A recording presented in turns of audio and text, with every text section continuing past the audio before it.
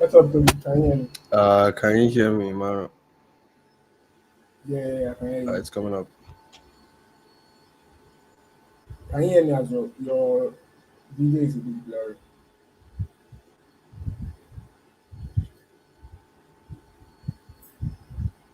Looks like there's a lag in my network. My network, rather. Yeah, But yeah, can you hear me? yeah. I can hear you, but like your video is a bit like blurry. Yeah, I can. Can Can you you? hear me? Yeah, I can hear you. I can hear you. Okay. Yeah. Great. Can You are talk breaking up to now. just let me switch network. Yeah. Um. So while Tobi is trying to fix his network, yeah. So good morning, guys. Welcome to today's episode of our live stream. Yeah. So my name is Emmanuel, software engineer, and yeah. So today, hi, Misha from LinkedIn. Hi, good morning. Yeah, so today we'll be doing a continuation of our live stream from last week. Yeah, where we're trying to build our own compiler. So if you were with us last week, you'd have seen us, going through a book, trying to get basic foundational concepts before moving into like actual coding of the compiler. So for this week, we'll be doing like a continuation of that. We did a continuation of last week basically. So for this week, uh, we actually have like a guide we're following. So we'll be following that guide all through, and we'll jump into doing actual coding and stuff this week. But yeah, that's about what we'll be doing this week today. I think Toby is still having issues with his network. Yeah. So we had a lot of engagements last week. We're hoping to have more of these engagements this week. Yeah. So you can drop your comments from LinkedIn, from Twitter, YouTube, wherever it is you're streaming from, and yeah, we'll definitely show it up here on the screen. Yeah. So one sec.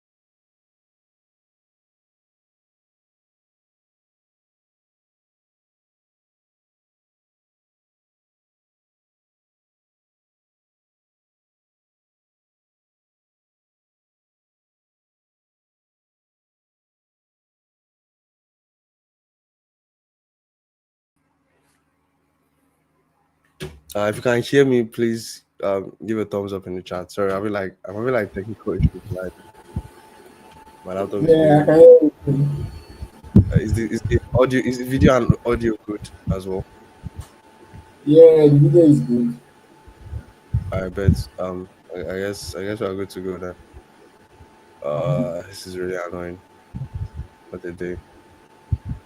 So yeah, thank you all for joining and apologies for the technical issues, but we don't have Yeah. control over them. Sometimes this is this kind of like yeah, how streaming goes, I guess. Apologies. We can't see your video though, Emmanuel. Your video is getting low.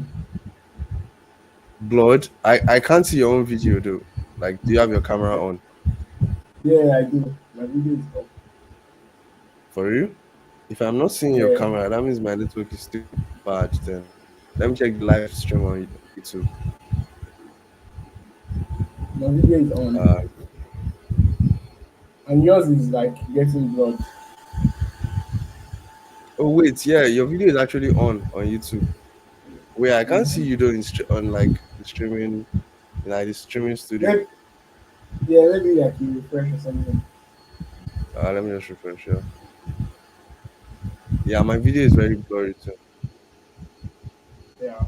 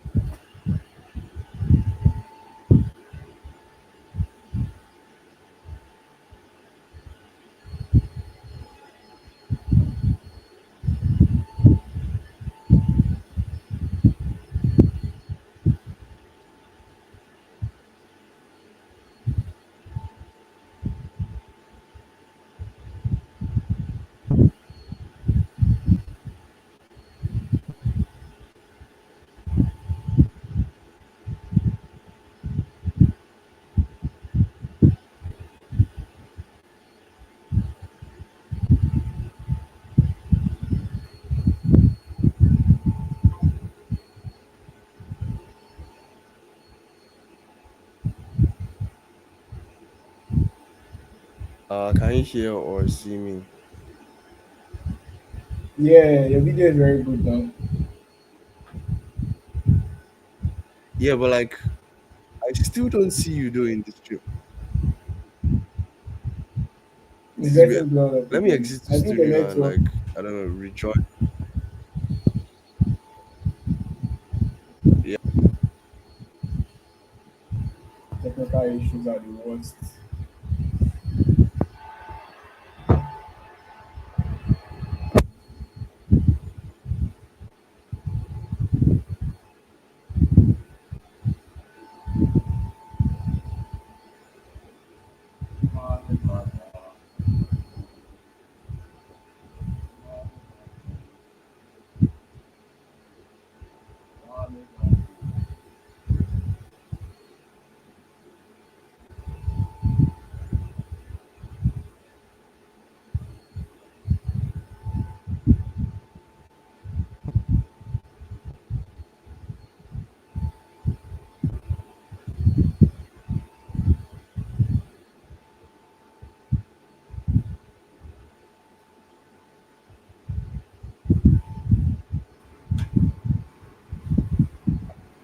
How about now? My video is blurry, right?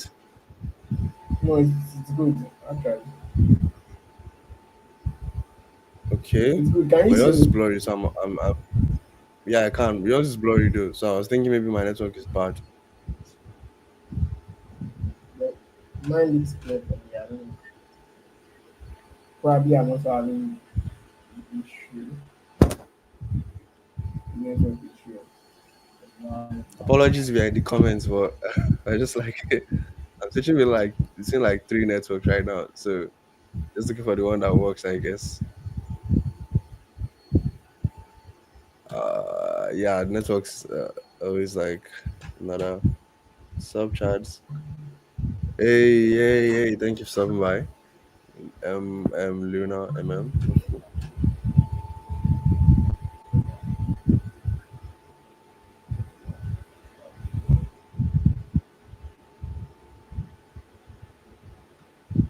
can hear me. You can hear me clearly, yeah.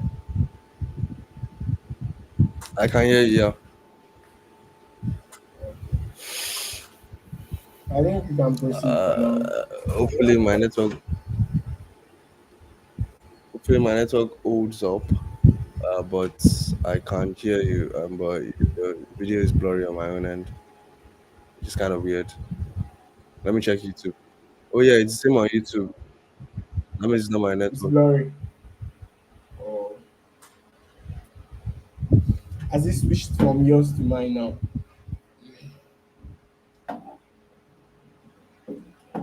What do you say? I heard.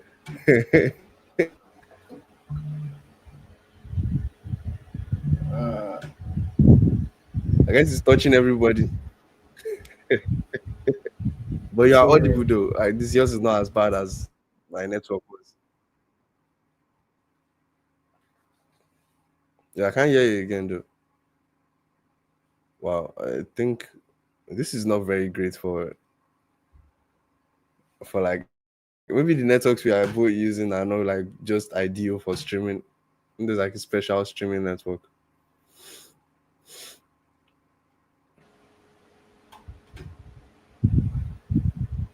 So yeah, welcome to our stream. If you are there, 27 minutes into the stream, and yeah, with technical issues and network issues, yeah, apologies for that. So welcome to our stream today. Last week you probably saw us like building I saw us like reading a couple of books. Yeah, which was like they were very essential. That's why we're reading them. So we're building a compiler. We're building it in Rust, a compiler interpreter in Rust, and then yeah, last week we pretty much like got to doing preliminary information to like background information to like equip and educate ourselves on like on things we'll be like working with and like important like parameters that we have to like take care of and also be aware of while like diving into the journey. So yeah, this week we're actually going to start writing code. Building our compiler. This is we're using something called Code Crafters, and it's like a challenge-based platform. So we're like given challenges to solve, and then we'll just solve them with Rust, and do the live stream and move on. I mean, sorry, and then do the challenges rather and move on. So that's what we'll be doing today. Um, and yeah, we hope you have fun. Figuring out challenges with us as we build a compiler live on stream. So apologies for like the early starts. I mean, the start rather with like the lateness and the network issues. So I just want to say that. So introductions. I'm Tobi and I'm a developer relations engineer. Um, and I'm a software engineer as well for about just about like 3 years now. Yeah, so excited, and I love streaming, so I'm excited to be here today. To the left side of my screen is Emmanuel. Emmanuel, your video is still blurry, but I can hear your audio though. yeah, I'm trying to check on YouTube and I can see that it's also blurry on YouTube. Yeah, you can go ahead. Um, yeah, so yeah, I think I made an introduction before. Yeah, but yeah, so Oh, my name is Emmanuel, software engineer. Yeah, and yeah, I love streaming. Myself and Tobi, we do this every week. Yeah, so excited for this one. yeah. So this week, Emmanuel, like we're going to be diving deep into like building the compiler. I think we still have like one chapter left here to like drop on that book, Yeah, but we can skim through that chapter and then eventually start diving into code because yeah, I think we should get started already. So let me know what you think. yeah. Yeah, sure, definitely. I mean, the I network bet. has So like stolen much of our time, so we don't want to like take it. waste Yeah, any time. yeah. We don't. Yeah, we don't want to.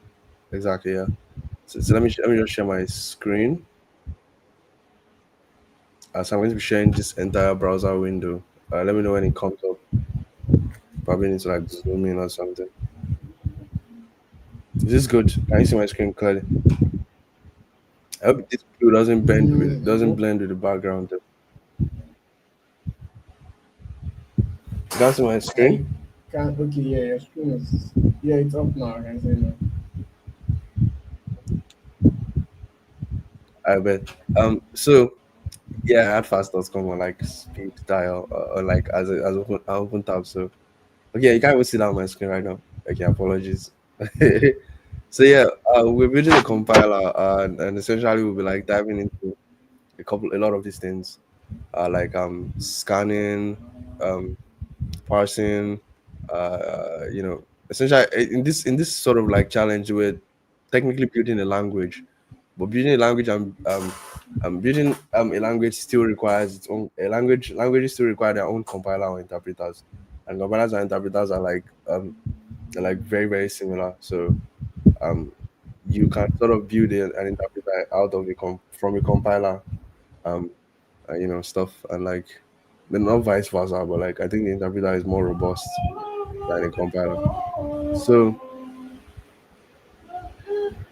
Yeah.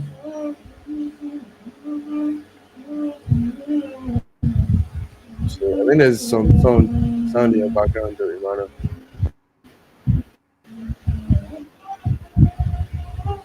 But like You moving said, on, I said there's some sound in your background.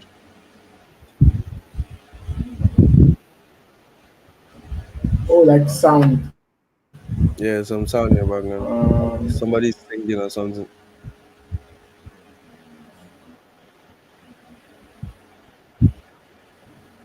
Okay, moving on. Yeah. So introduction, welcome to the challenge. So yeah, like if you saw our previous live stream, probably saw yeah. us reading through this. So it said we've been an interpreter for a language called Lux. Um, a simple scripting language. Around you learn about tokenization, ASTs, tree work interpreters, and more. So before starting this challenge, tell you to make sure to read the welcome part of the book that contains these chapters. So we read chapter one and chapter two. So chapter three, which is the about the Lux language, is what we'll read right now, and then we'll focus on using Rust as our language. There's even Zig on Codecrafters. That's nice. So yep, let's dive in. So the Lux language, I need to probably zoom this in. Can you see my screen though? Is Yeah. it like playing?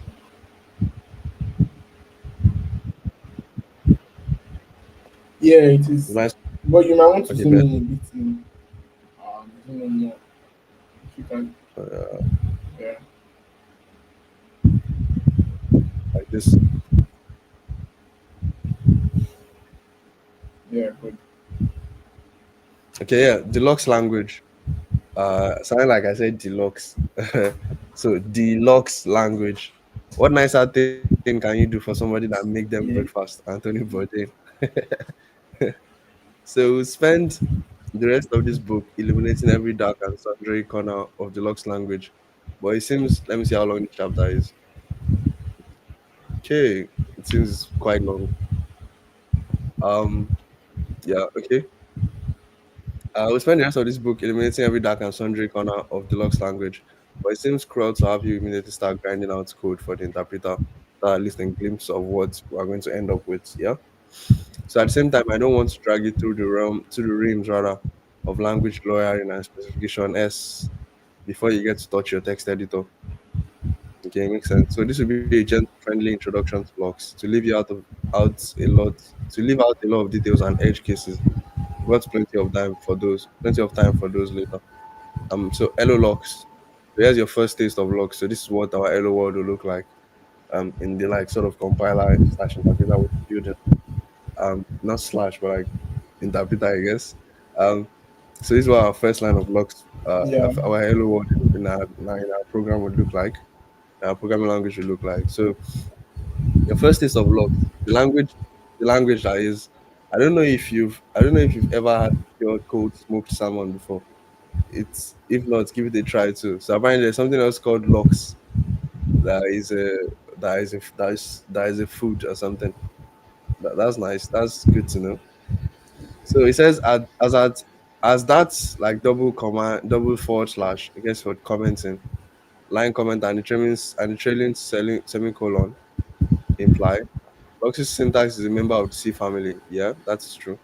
There are no parentheses around the string because print is a built-in statement and not a library function. Makes sense. So now I won't claim that C has a great syntax. If we wanted something elegant, we probably mimic Pascal or Smalltalk.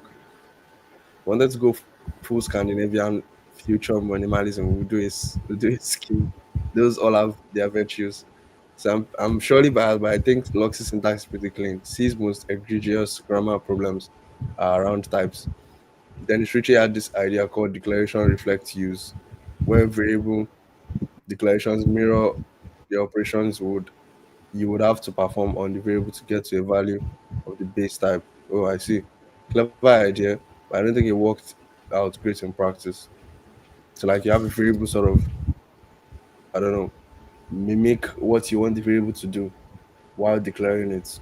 Sounds like a lot of work, but maybe it could be nice to see. Yeah. Lux doesn't have static types, so we avoid this. Yeah, Mm-hmm. okay. So what C-like syntax has instead is something you often find more valuable in a language, familiarity, yeah? True.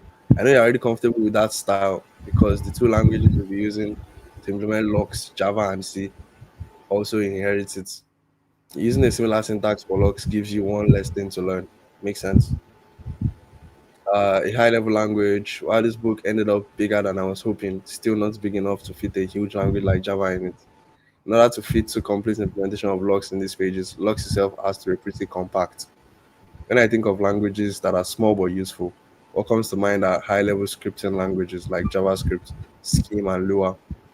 Of those three, looks most like JavaScript, mainly because most C syntax languages do. Okay. As we'll learn later, Lux's approach to scoping hews closely to Scheme. What does hews mean though? Can search this on the web.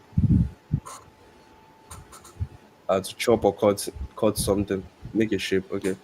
I Okay, yeah, think it closely to means Scheme. like very, yeah, Yeah, I just looked it up. yeah. The C flavor of Lux we'll build in part three is heavily indebted to Loa's clean, efficient implementation. Lux shares two other aspects with these three languages. Okay, so he said now that JavaScript has taken over the world and is used to build ginormous applications, it's hard to think of it as a little scripting language. Yeah, but Brandon Ike, the first JS interpreter into Netscape Navigator in Exactly. 10 days to make buttons animate on web pages. JavaScript has grown up since then, but it was once a cute little language.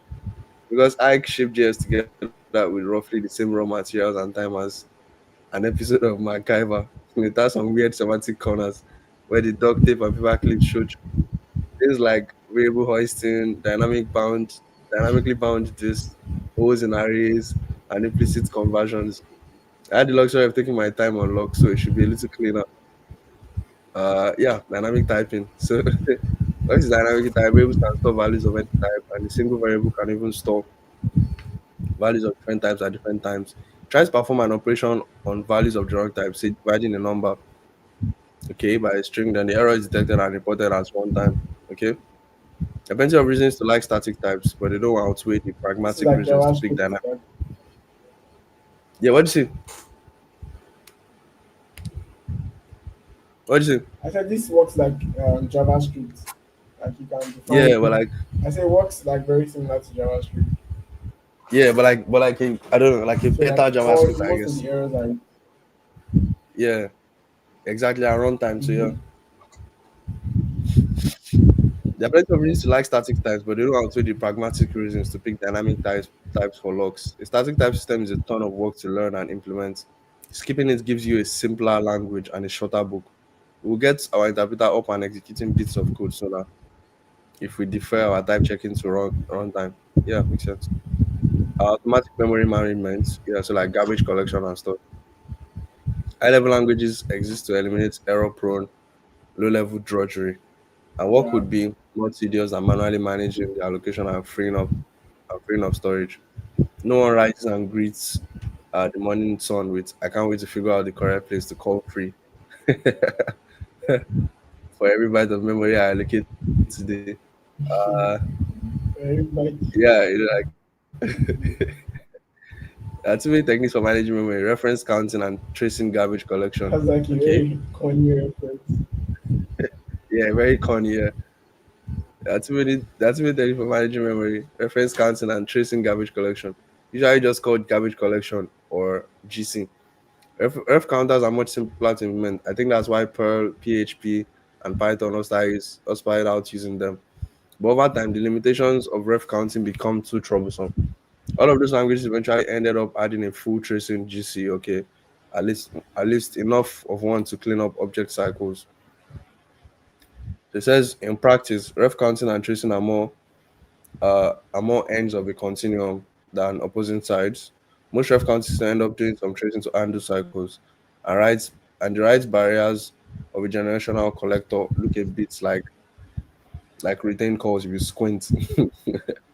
For lots more on this unified theory of garbage collection. That's nice. Tracing garbage collection has a fearsome reputation. It is a little harrowing work at the level of raw memory. Debugging a garbage collector can sometimes leave you 16 X dumps in your dreams. But remember, this book is about dispelling magic and slaying these monsters. So we are going to write our own garbage collector. Nice. I think you find the algorithm is quite simple and a lot of fun to implement. Okay, got it. So it talks about like data types as well. That doesn't make all the matter. It talks about like booleans, true or false, the yin and yang of software. Yeah, that makes sense. Unlike summation languages are purpose and insights represent true and falsehood. Yeah. I may be roughing it on this expedition, but we aren't savages. So there are 2 billion types, obviously, and the literal for each one. So true, not false, false, not false. Not false. That makes sense actually And then you because have two not opposing cancels out, not cancels out, so you end up with false. cancels here, and then you have yeah, that So numbers, logs has only one kind of number, double precision floating points. Since floating point numbers can also represent a wide range of integers, yeah, makes sense. That covers a lot of territory. While keeping things simple. hmm Full featured language have a lot of syntax for numbers, hexadecimal, scientific notation, octal, all sorts of fun stuff. We'll settle for basic integer and decimal literals for now, okay? Just normal integer and stuff. So using floating points. So strings, we already see one string literal in first example, like most languages they are enclosed in double quotes, yeah? I assume when we get to implement them, there's quite a lot of complexity hiding in that innocuous sequence of sentence of characters. Yes, true actually. Strings are actually just like arrays. Like if you try to implement your own strings from scratch, you realize you end up like making yeah, arrays and stuff. Yeah, like get strings to work. It's exactly. kind of like tedious, like you said. hmm Um Yeah, very so tedious. Neil, And yeah, you know that Neil. most of the methods that you have on arrays, they also work Yeah, like I quite believe similar on strings, like yeah. strings. Yeah, yeah, exactly. I hmm mean, most of them, yeah, but like there are some that are specific to just strings as well. And those are always mostly Yeah, just if you look at the method exactly. declaration, they're mostly just like very clever ways to manipulate an array to make it do something. So new, Yeah, as one last built-in value who's never invited to the party. I think nil is the null. I think nil is the null in this language, yeah. the It null. represents no value. It's called Yeah, nil, no, in many other languages. In Lux, you spell it nil. When we get to implementing it, that will help us distinguish when we're talking about Lux's nil versus Java or C. No, okay, just to avoid confusion, I guess. That's why they're calling it nil.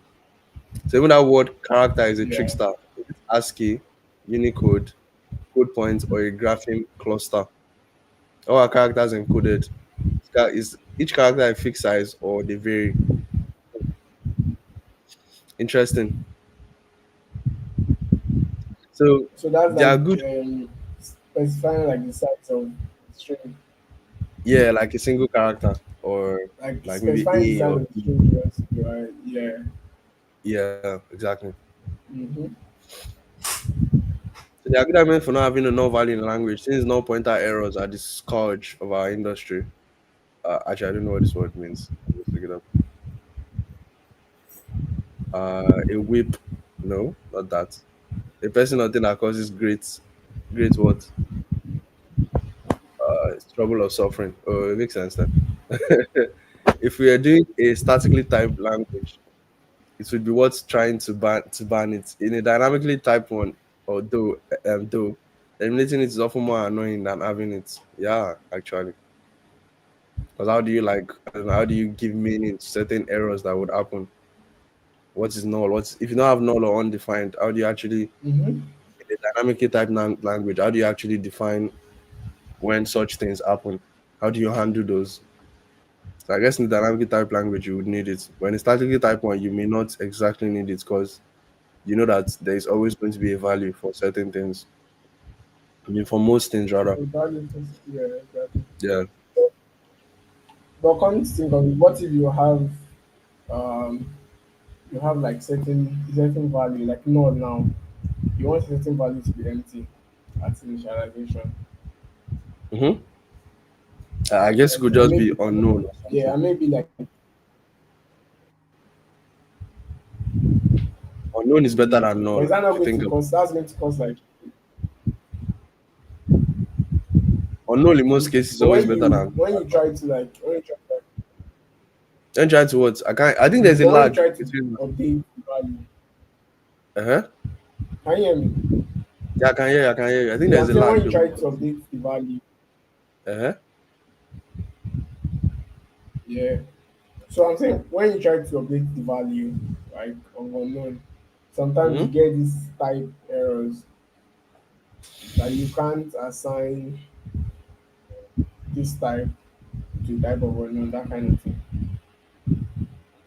Yeah, you are right Unless actually. if you, of course you define maybe the A dummy value unless if you define maybe your yeah something like that. But sometimes you need that value to just be empty. to be no, yeah. I see what you mean. But like an empty like in terms of like array or strings, an empty array and empty strings, they are not technically empty. They just don't have anything No, in they are them. not null. And it's No, different no, from no, no. they Yeah, are not. exactly. Yeah, exactly. Mm-hmm. Yeah, it's very different from null. So yeah, that's the thing, John. So expressions. Uh if built-in data types and their literals are atoms, yeah, then expressions must be the molecules. Yeah, this is very true. So arithmetic, logs features the best arithmetic operators you know and love from C and other languages. So add, subtract, multiply, divide. The sub expressions on either side of the operator are operands, yes, because there are two of them and they are called binary operators. These are called binary operators because binary two.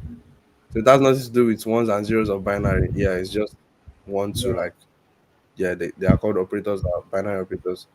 Because the operator is fixed in the middle of the operands, they're also called infix as opposed to prefix operators, where the operator comes before the operands, and postfix where the operator comes after. I think there are operators like that too, like I don't know, yeah. maybe like um factorial or what other operator do I know of? Greater than. Wait, I think greater than is still a binary, but I don't think it's an operator technically. It's still in Or is it? fix. Yeah. Yeah, but I think factorial is a It's postfix mostly one. for like comparison. Yeah, yeah. Yeah. You also have there's this one like in JavaScript, this plus plus and minus minus. Oh yeah, those ones. Yeah, like the It can either be increment. yeah, Yeah, the it's increment mostly and decrement. yeah, it's mostly Yeah, yeah, yeah, exactly. increment and decrement. Yeah.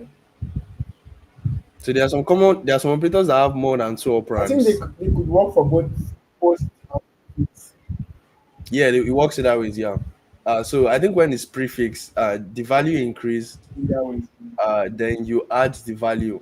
The value increases like first, then you sort of keep the current state of that value that has the plus plus before it.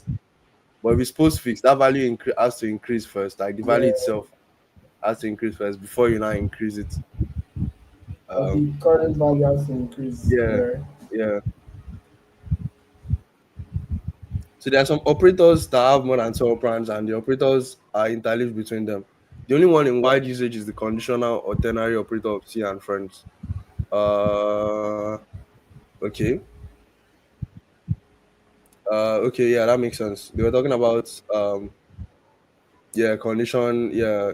Apparently these are operators too. That's a good realization though. I never really thought of them as yeah, an operator. I mean as operands rather. I just think of them as like I don't know, if statements, I guess. Some call these mixed fix Oh, operators. C languages let you define your own operators and control how they are positioned, their fixity. Nice. This is nice things to learn. These are nice things to learn rather. One arithmetic operator is actually both an infix and a prefix one. The minus operator, yeah, so you can negate something. All of these operators work on when numbers, the and it's number, an yeah. error to pass any other types to them. The exception is the plus operator. You um, can also pass it two strings. Work on numbers. Oh yeah, plus I think plus works on two strings, so you can like Concatenating, concatenate. Yeah, comparison yeah, and equality. Moving along, we have a few other operators that returns always return a boolean result. You can compare the numbers and the number using ye old comparison operators. So like you were saying, so less than, greater than, and yeah, they're also like yeah. infix. And test two values of any kind for Mm-hmm. and test two values of any kind for equality or inequality. So yeah, these ones are also comparison operators, not equal to, equals. So this is going to be false, of course, because this is an integer and this is a string. Yeah, this is also false Yeah, unless in JavaScript. they are not the same I think in type. JavaScript, I think in JavaScript, if you use three equals to, JavaScript to do type coercion on one of them and make them equal. Oh no, no, sorry. If you use two equals Yeah. to rather in JavaScript, not three. If you So use if two you in use two JavaScript, equal to, this yeah, will be true. yeah, two, yeah, This this will will be be true. true. But if you But if use you use three, three, which then is it does strict, the yeah, type yeah, checking. exactly. Yes. So it's like type coercion on From, this one and make them true. So I'm generally against implicit conversions. So yeah. Then logical operators. The not operator a prefix always returns yes, false. Yeah. The two other operators are really a control flow construct in the guise of expressions, and that's and if values are both true, it returns the left upright if it's uh, false. Yeah, exactly. So for and both have to be true for it to be true. For all, one of them has to be true for it to be true and mhm, stuff. Yeah. true. So I used and or and or for these instead of okay like Python. So I think Python uses them like this too. Because Lux doesn't use Yeah, and oh it exactly. doesn't use the ampersand and this pipe for bitwise Or operators. Oh bitwise. okay.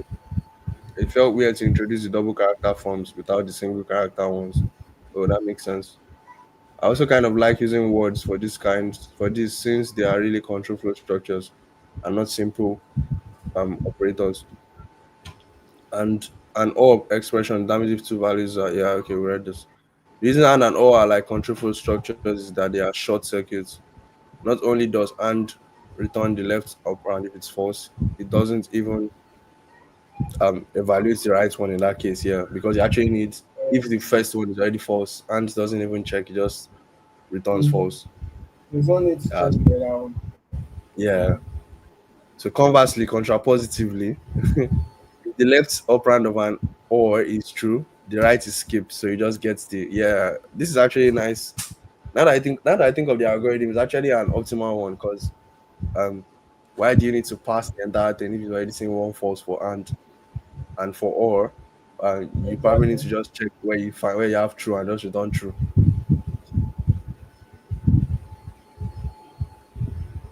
So precedence and grouping. So this Exactly. is PEMDAS or board mass as we say in Nigeria. There is a bit of the same precedence and associativity, my bad, that I said from C. When we get to passing, we'll get way more precise about that. In case where the precedence isn't what you need, you can use the parentheses to group stuff. Yeah, so like PEMDAS or BODMAS if you are familiar with that. Since they aren't very technically interesting, I've got the remainder of the reciprocal operator, menagerie, out of our little language. No bitwise, shift modulo. Oh, we don't have modular as well. Crazy. Or conditional operators. I'm not grading you because but you will get bonus points in my heart if you augment your own implementation of locks with them.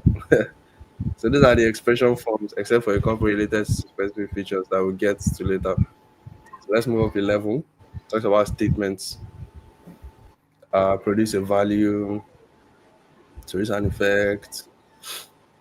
You've seen a couple of kinds of statements already. First one, print. Expression followed by a semicolon promotes the expression to statement's hood. Okay, makes sense. It's called imaginatively enough an expression statement. Making print in language instead of just making it a core library function is a hack, but it's a useful hack for us. It means our in progress interpreter can start producing outputs before we've implemented all of the machinery required to define functions, look them up by name and call them. Oh, that's nice. Uh, so they make print a using statement essentially. If you want to So practice you your are calling statements, the extension itself. yeah, exactly. You can wrap them up in a block. If you want to practice your Exactly. statement where a single one is expected. Oh, nice. What else affects scoping, which leads us to the next section. So variables. If you omit the initializer, the variable's value defaults to nil. Okay. Yeah, we're not having nil and forcing everything to initialize some value would be more annoying than dealing with nil itself. Yeah, exactly. So once declared, you can actually access and assign the variable using its name and print breakfast like this. I can tell that I tend to Yeah. work on this book in the morning before I've had anything to eat. Because it's talked about breakfast a lot. I won't get into the rules of variable scope here, but I'm going to spend a surprising amount time in later chapters Exactly. mapping every square inch of the rules. In most cases, it works like you would expect coming from C or Java. Control flow. So it's hard to write useful program if you don't skip some code or execute some more than once. That means control flow. In addition to the logical operators we've already covered, log slips three statements straight from C. And if executes one of two statement based on some condition, a while loop, and then finally a for loop. And then it says we already have and all for branching, and we could use recursion to repeat code. So that's theoretically sufficient. It would be pretty awkward to program that way in an imperatively styled language. Imperative style language though. Scheme on the other hand has no built-in looping construct. It does rely on recursion for repetition. Smalltalk has no built-in branching construct and relies on dynamic dispatch for selectively executing code. Wow. Wonder what a language would be like without like control flow. I left do while loops out of blocks because they aren't that Control common flow. and wouldn't teach you anything that you wouldn't already learn from wow. Go ahead and add it to your implementation. It makes you happy. It's your party. So yeah, for each Control flow are like very important. I don't know. yeah, It's hard they to are even write the it's hard to write like the logic or an for algorithm recursion. without Yeah, having yeah. yeah You would have to implement your control own sort of recursive style stuff to actually get something similar to what control flow will give you. In some parts, that is, control flow doesn't mean recursion, but like you can use control flow, you can leverage it a lot if you're flow. implementing a recursive algorithm. Yeah, This is a concession I exactly. made because of how the implementation is split across chapters. The foreign loop needs some sort of dynamic dispatch in the iterator protocol to handle different kinds of sequences. But we don't get that until after we're done with control flow. Okay? Could circle back and add foreign loops later, but I didn't think doing so will teach you anything super interesting. Okay, that makes sense. So functions, they added function call, can also call a function without passing anything into it. Unlike in C or Ruby, the parentheses are mandatory. Using the parentheses, that's nice. You leave them up, the name doesn't call the function, it just refers to it. So just like JavaScript. Um, language is very fun. You can't define your own functions. It allows you to do that with fun. Exactly. Oh, nice. Unlike Python, Python uses def. Where did that come from? Like how? How does that even make sense?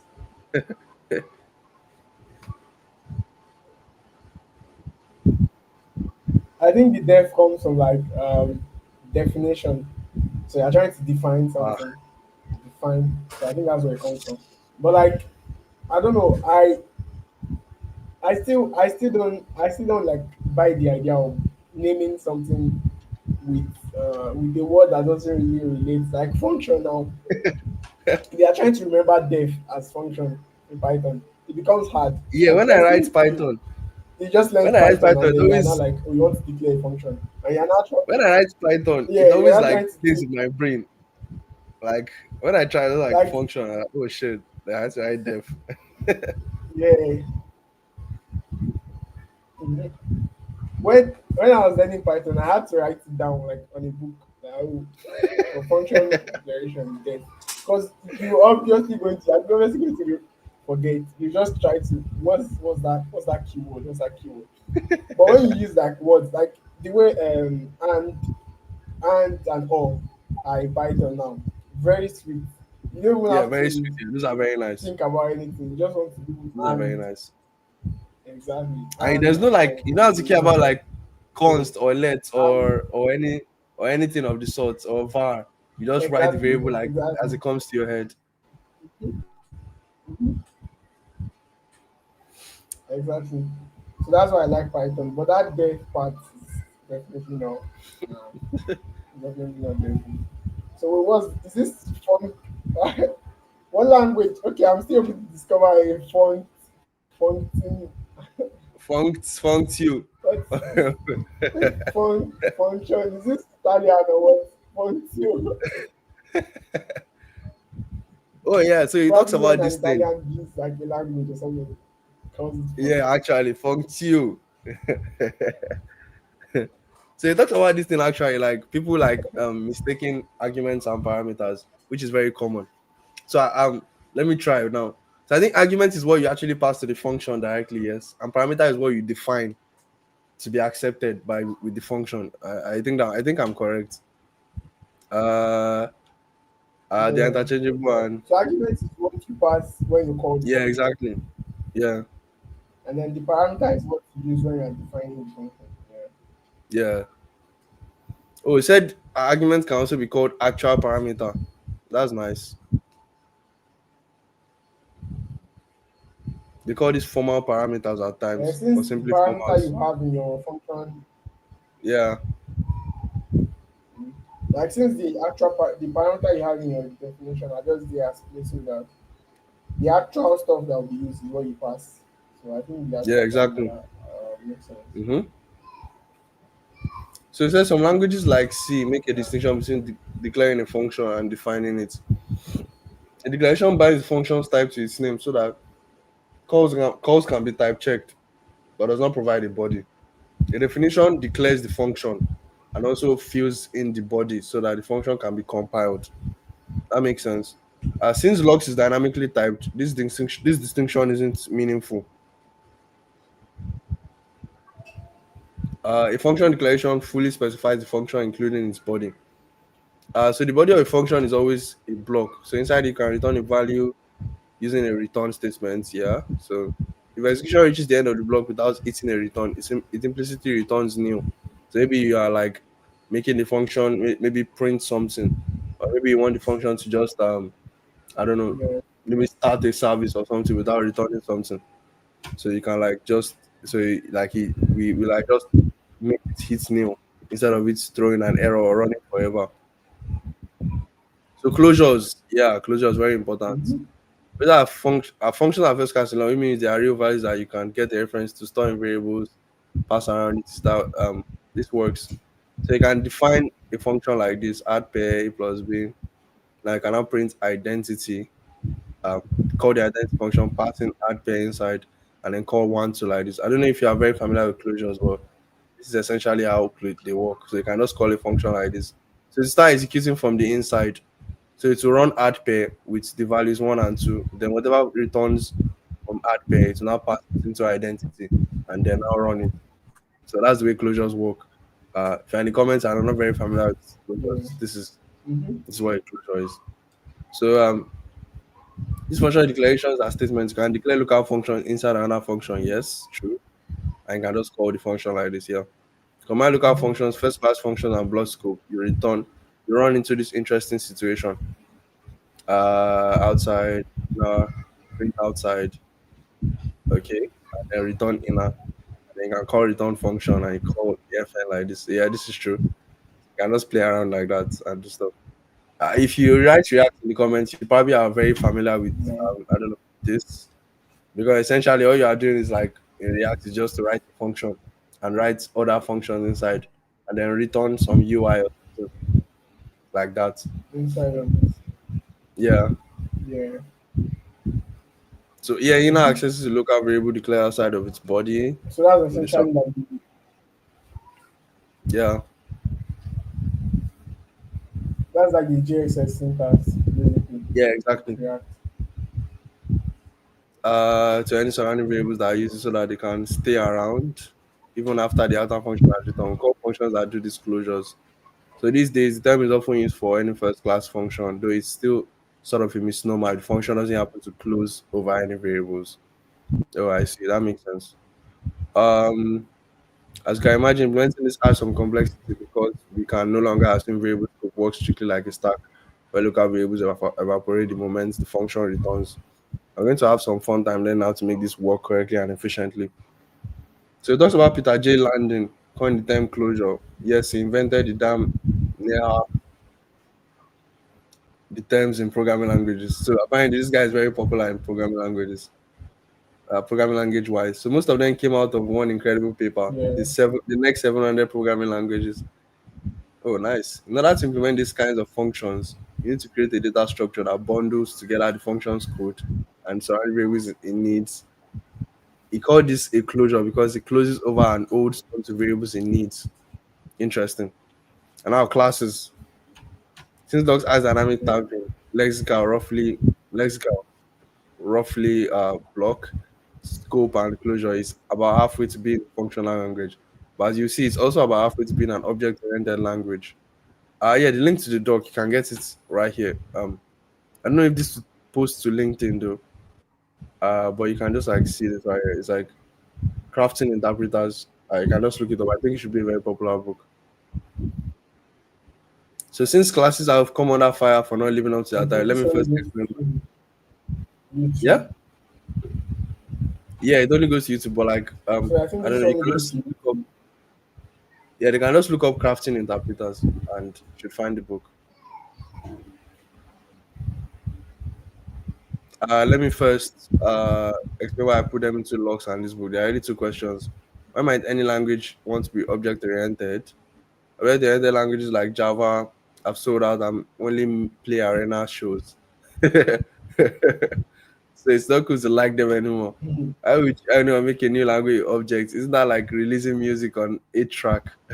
It is true that the Orientals all the time, binge of the 90s, produced some monstrous class hierarchies, but object-oriented language is still pretty rad. Billions of lines of successful code have been written in OOP languages, shipping millions of apps to happy users. Like a majority of working programmers today are using, yeah, OOP. They can't all be that wrong. Yeah, exactly. In particular, for a Yeah. dynamic time language, objects are pretty handy.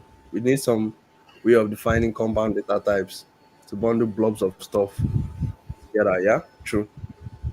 We can also hang methods off of those, then we can avoid the need to prefix all of our functions with the name of the data type they operate here on to avoid colliding with similar functions for different types. Interesting. Yeah, this is very true with JavaScript that I would say. Especially the prototypal inheritance thing that JavaScript uses. Yeah. Yeah. In C Racket, you end up having to name your functions like hash copy to copy a hash table and vector copy to copy a vector table. So yeah, so they don't step on each other. Methods are scoped to the object, so that problem goes away. Yeah, that's true. Why is logs object oriented? I could claim objects are groovy, but still out of scope for the book. Most programming language books, especially ones that try to invent a whole language, leave objects out. To me, that means the topic isn't well covered with such a widespread paradigm. That omission makes me sad. Yeah, Even how many of us spend all day using OP language, it seems like the world could use a little documentation on how to make one. Yeah. As you see, it turns out pretty interesting. Not as hard as you might fear, but not as simple as you might presume either. So classes, I hope we're almost done with this. And they talk about classes when or prototypes. When it comes to Yeah, objects, yeah, yeah. I saw it's start writing code ASAP, but like let's just absorb this information I get. They actually two approaches the classes and prototypes. Classes come yeah. first and are more common thanks to C++, Java, C Sharp, and friends. Prototypes were actually virtually forgotten offshoots until JavaScript accidentally took over the world. Yeah, I just mentioned this a couple of seconds back. So in class-based languages, there are two core concepts: instances and classes. Instances store the state for each object here and have a reference to the instance class here. Classes contain the methods and inheritance chain. Mm-hmm. Call a method on an instance, there is always a level of indirection. You look up the instance class and then and then you find the method there. Yeah, exactly. So for example, if you create a breakfast class and it's the only method it has is to serve. So brunch is a class that inherits from breakfast, and it has drink as its own method. So now if you create an instance Benedict of this brunch class, that means um you have access to like and you are Both. sorry and you create two variables in it No called access to meat. both. Yeah, you have access to these two functions here to either serve or drink. If you Mm-hmm. call it that is. But Benedict is an Okay. instance of brunch, and brunch inherits from breakfast.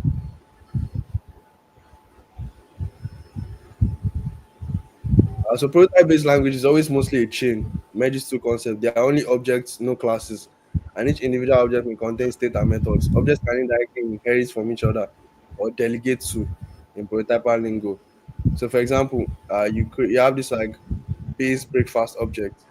This delegates to you create a pork product object and it delegates to breakfast, and then you create a classy brunch object and it also delegates to product. Was I removed from?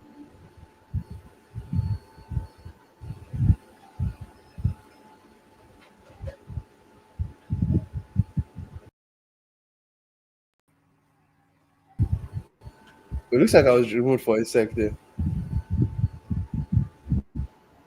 Okay.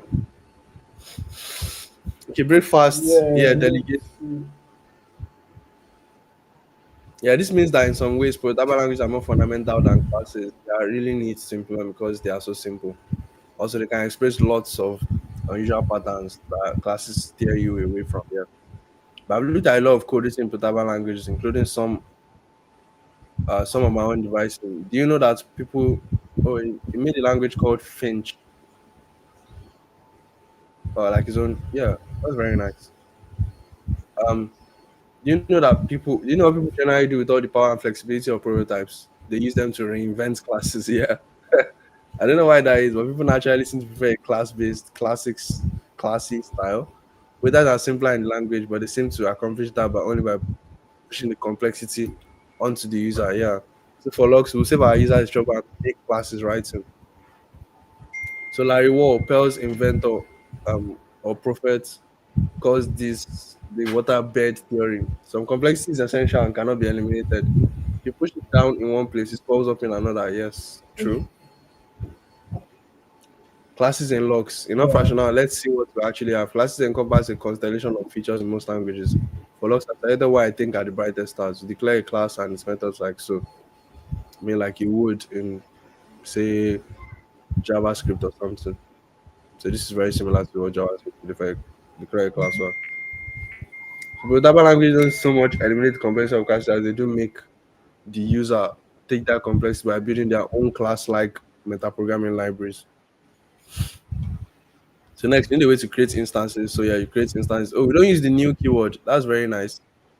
Can also add some sort of, okay, yeah, okay. We could also add some new keyword, but to keep things simple, in logs, the class is a factory function for instances. Call a class like a function and it produces a new instance of itself. That's very nice. You don't like using new keyword to trigger that.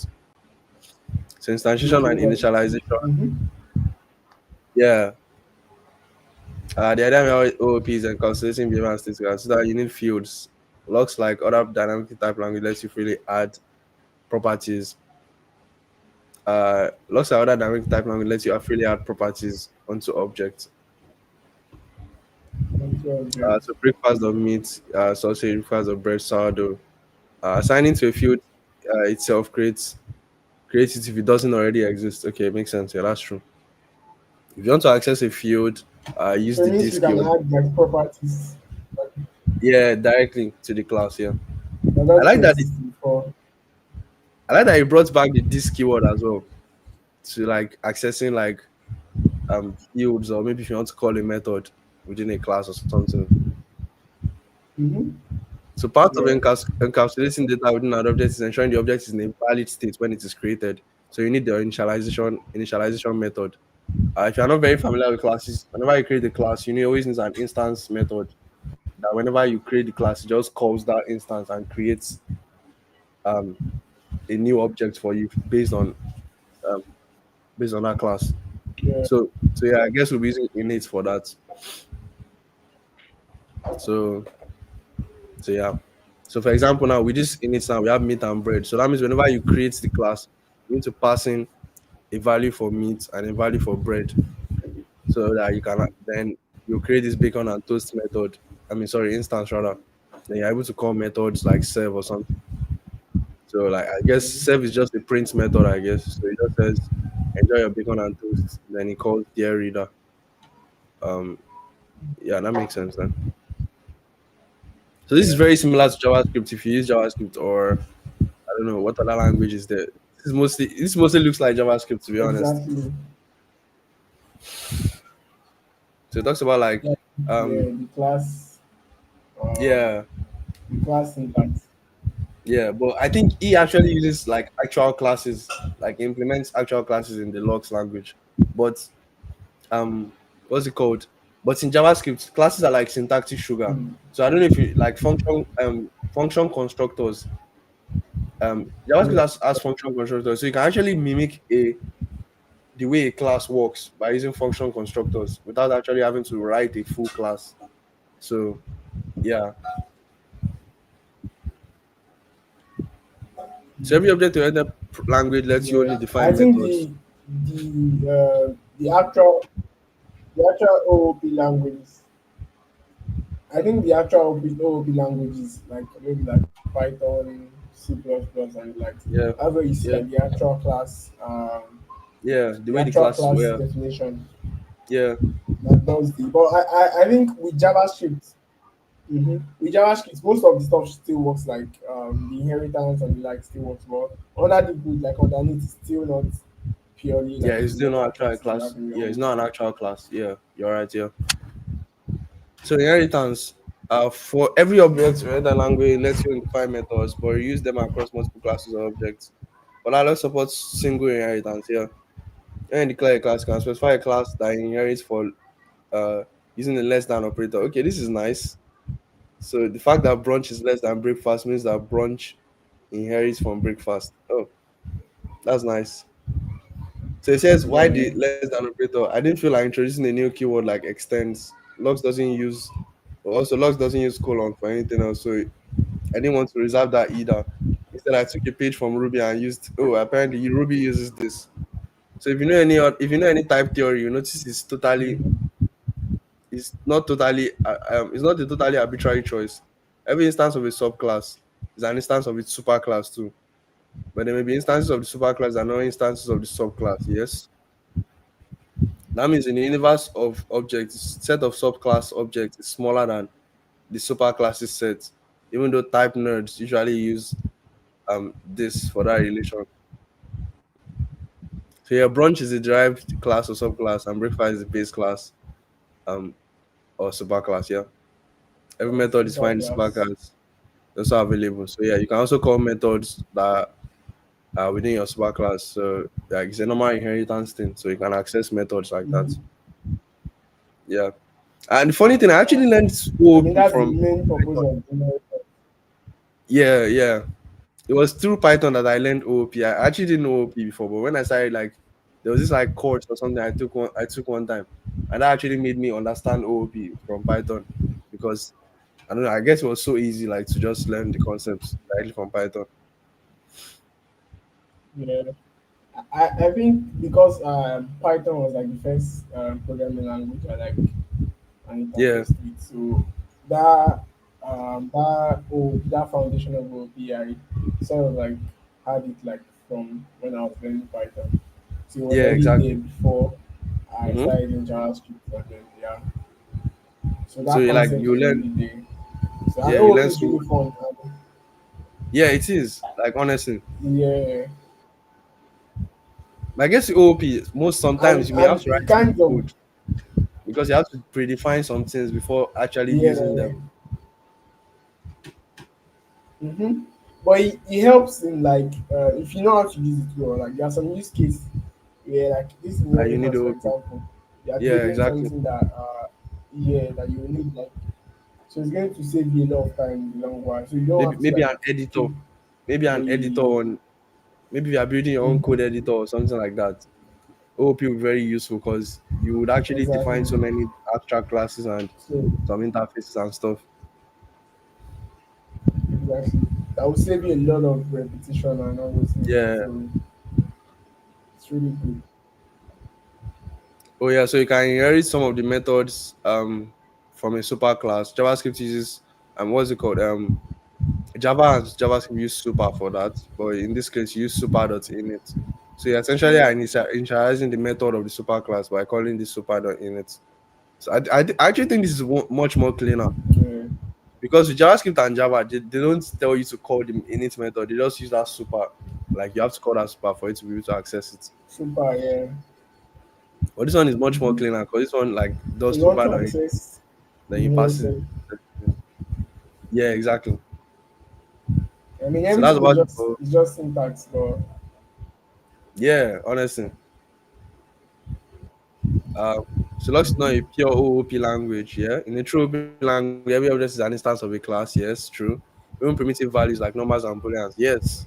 That's how crazy OOP languages are. In an OOP language, even like normal primitives like number, classes, strings, they are objects of a class, of a string class somewhere. That's why if you are defining a yeah, string in Java, you have to use that big S string first, then give it the name. Then you're not going to create the string instance on the other side of the equal to. It's kind of like crazy, but yeah, yeah, that would be so values of primitives aren't real objects in the sense of being instances of classes. They don't have methods or properties. If I were trying to make it Lux a real language for users, I would fix that.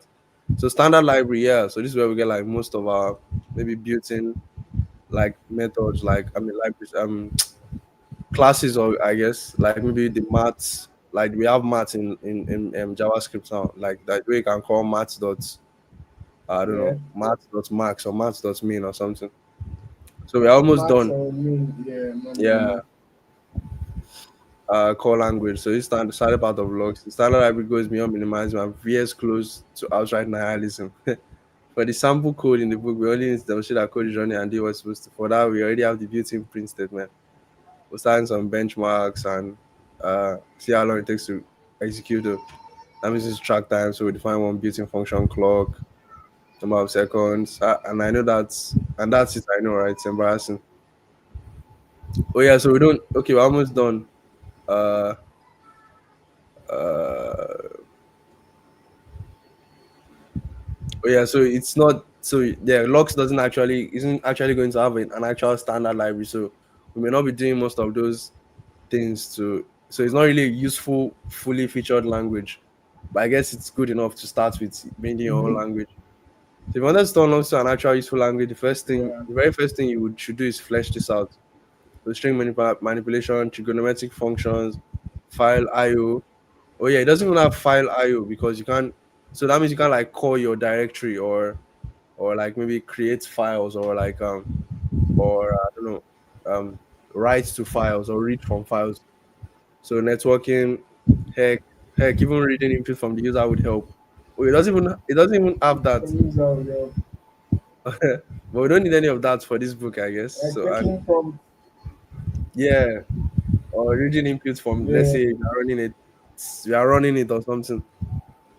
and adding it wouldn't teach you anything interesting. So I've left it out. Okay, that makes sense. Don't worry, we have plenty of exciting stuff in the language itself to keep Yeah. us busy. So you give some challenges, run them, and you guys mention in my. Oh, so he has the repo here already, deluxe repo.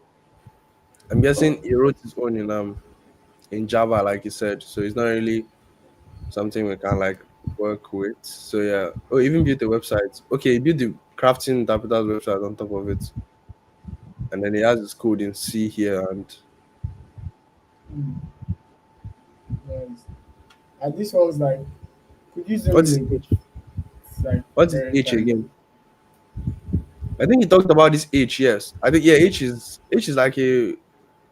I think a what's it called? Like a meta file in C or something. If I'm not mistaken. Oh, like it's like a type file in C because these are mostly types. I think so. Oh, header files. So like the other files are like type files or something. Or what do you think? So the Java, Yeah. yeah. Also in the Yeah. Java, it has So, like the logs so wait. code. Yeah, so you said yes. Yeah, what do you say?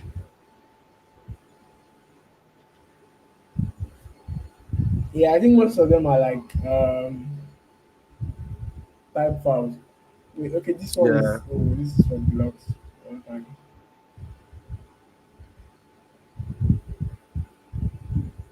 So it has Java and C code here, and the website is here. It just wrote normal HTML.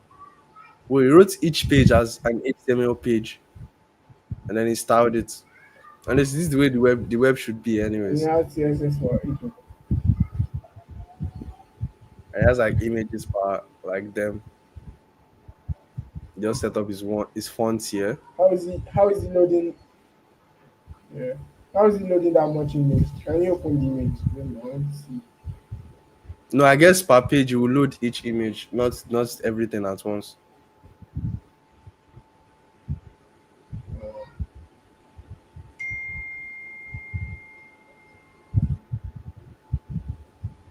So yeah, he's writing the entire thing, like the entire HTML. I hope he wasn't writing this though. Markdown would have been so much easier to write this book in.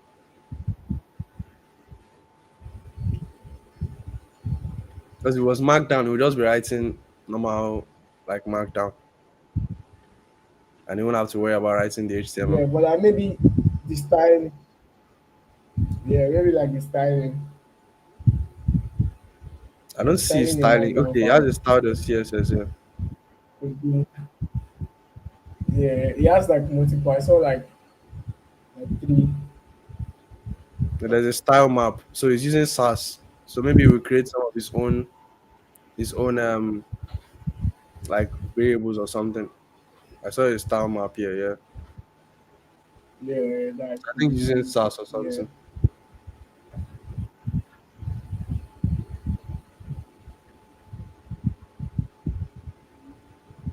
This is nice though.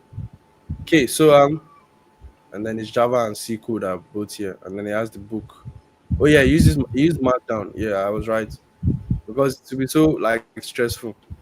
I think he wrote everything in Markdown. Then this is like the compiled site. Maybe after a RAM build or something. I just want to be sure, like what he wrote. Okay,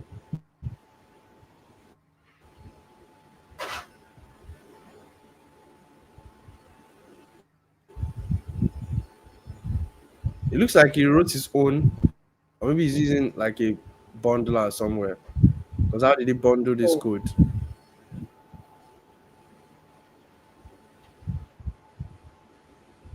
I'm not seeing his bundler that's what anywhere. I'm trying to figure. Um, He even wrote tests for it. Okay, this is like for logs. Oh, to like run some of the um in case you want to run like code or something. Oh, nice.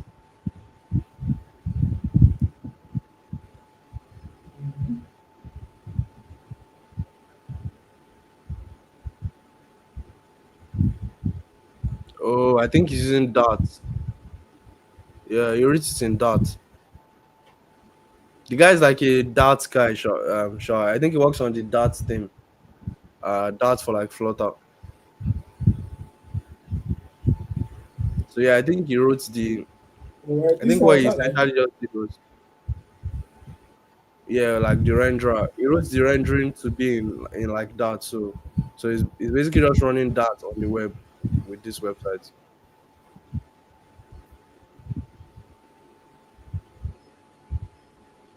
Okay, that makes sense. so it means that all those HTML that we had there, they're like compiled Compiled. Yeah, from that. yeah. Leaves a lot unspecified. Lists several open questions you have about language syntax. What do you think the answer should be? Lux is a pretty tiny language. What features do you think is missing that would make it annoying to use for real programs, aside from the standard library, of course? Lux has both expansion and statements. Some languages omit the latter. Okay. Instead, they treat declarations and control flow structures as expressions too.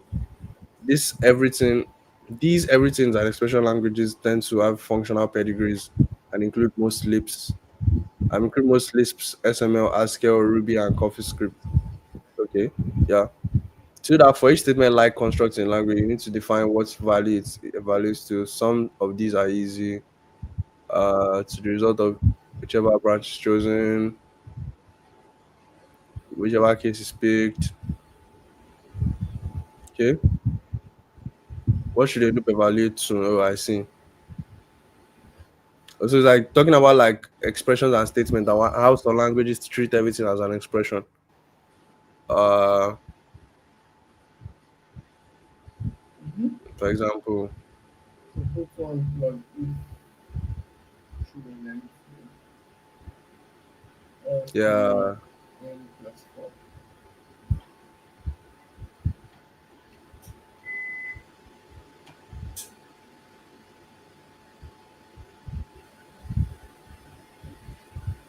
So yeah, I guess we start diving into the language.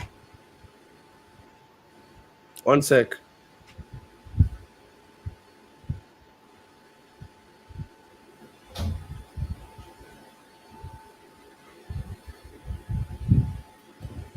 Lots of information there.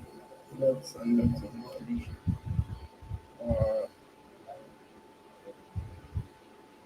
Hopefully we can start up the coding and most of them make sense to us while we're doing it. But I mean, we've been able to like get lots of like good foundational knowledge that will help us basically. And yeah, like hearing about stuff that I haven't heard before. I mean, it's really awesome. Basically, if you think about it. Uh,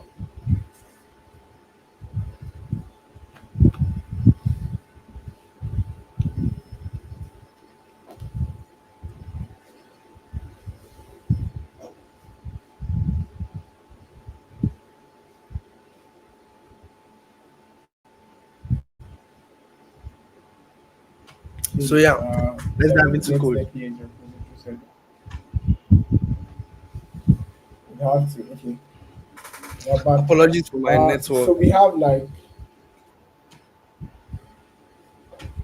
yeah. So we have what?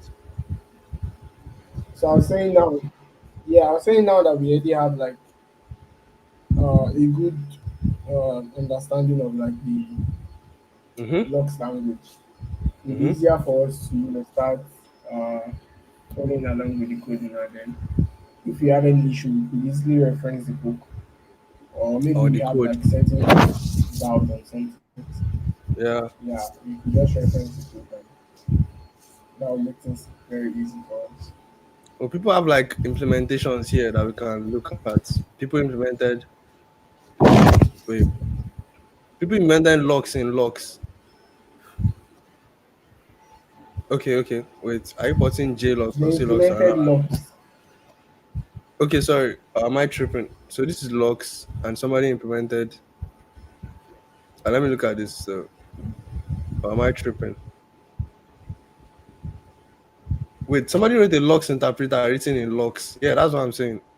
Call it Lux Lux. This is nice. Oh, okay, buddy. Yeah, You you can write.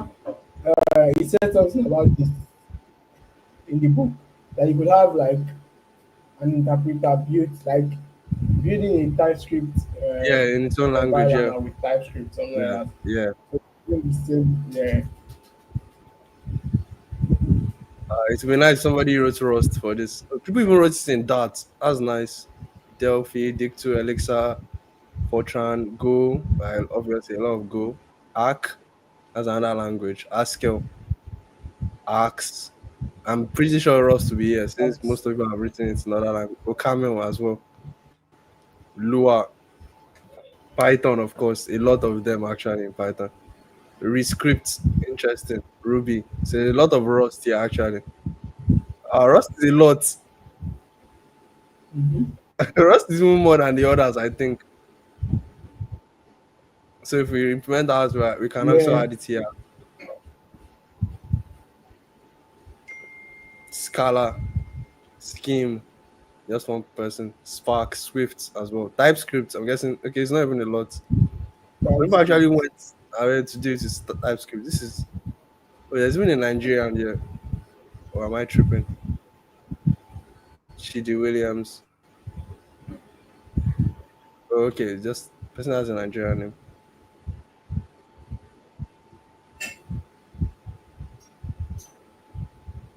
Implemented their own locks in TypeScript. That's nice. Zig.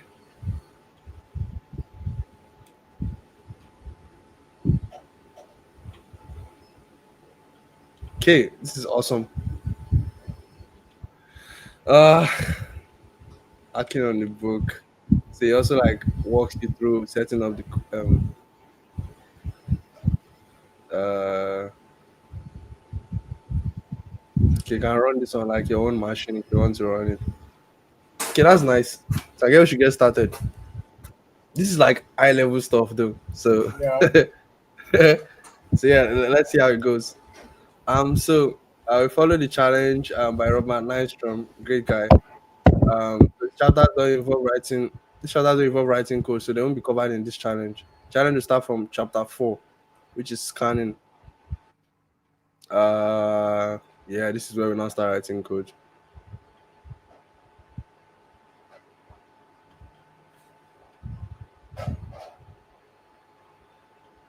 Oh, he actually walks you through Tobi, can you writing hear the me? to I think you interpreter are. yourself. Yeah, I can hear you. Can you hear me? Can you hear me? Hello? I think Tobi is having network issues again. Wait, what? I can hear Uh, you though. uh, If you are in the comments and can't hear me, can you say something? Tobi, can you hear me? I can't hear you though.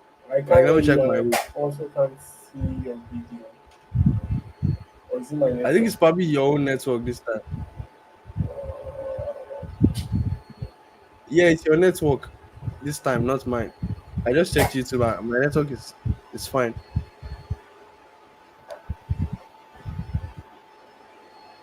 Or is it my oh that is my network? Can you hear me? Yeah, yeah, I can hear you. He said, yeah, I can hear Maybe it was Emmanuel my too. network. And somebody in the comments said he can hear both of us. I can hear Emmanuel too, but thank you, Golden Boy. I can't hear. Um, I don't know why you can't hear me, but I can hear you. Oh, I can hear you now. I can hear you now.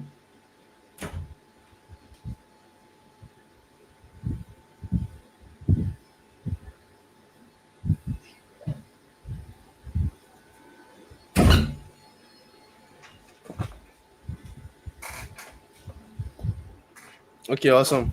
Can you still hear me? I think I got caught. Yeah. Yeah, I Okay, can hear you. I nice. can hear you. Yeah, so we're going to be diving into this now.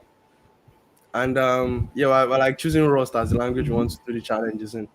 So I'm choosing beginner because I'm not very strong in Rust, but I've used a couple of things, sure, but obviously I'm still learning. So let me not get too cocky. I just go with beginner. So next question. Uh So how often do you intend to practice? Okay, I guess it's like normal question now.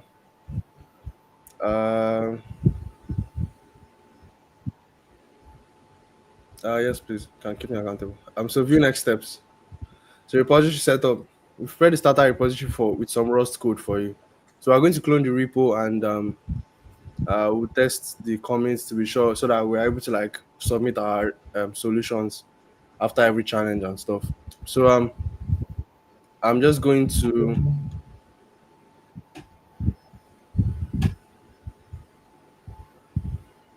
Okay. let me just open a terminal so that we can clone everything.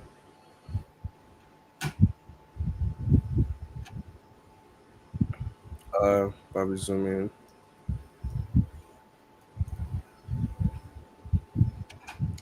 So stop sharing and then share my terminal. Probably going to show the entire of this second screen. Let me know when you can see my screen. Can you see my screen? It's loading. Should be up pretty soon.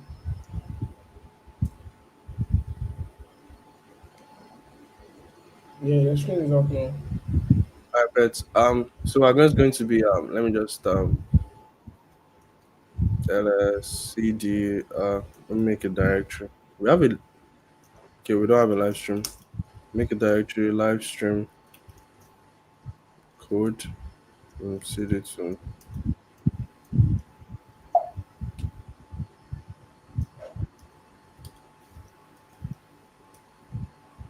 okay, so we have that set up now.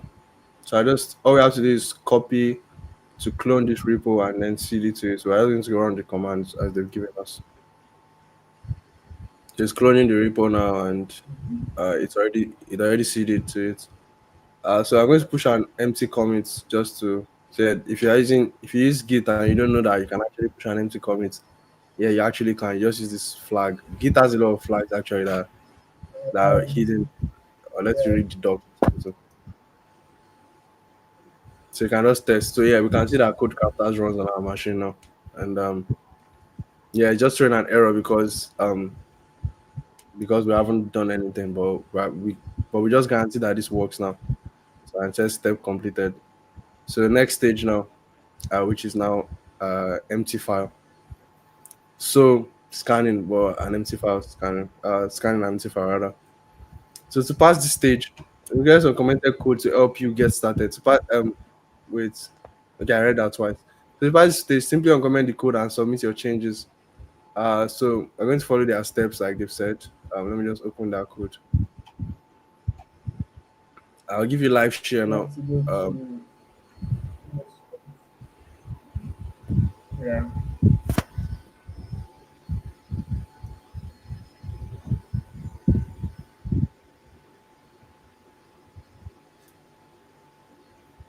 Let me know if you can't see my screen clearly. I just zoomed in now.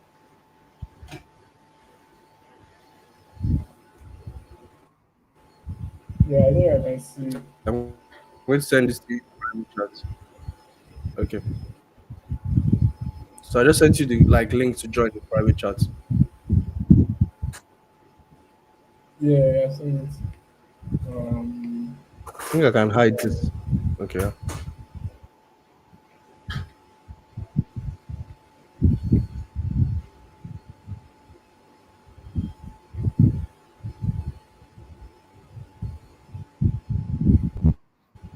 So scanning empty file in progress. So how to pass this stage? Since this is the first stage, you can clear some commented code to help you get started.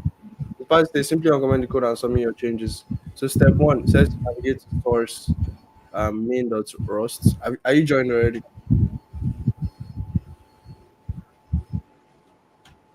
yeah, I'm joining now. Right. So my Rust analyzer is printing some code and some errors. Rather. Wait 1 sec.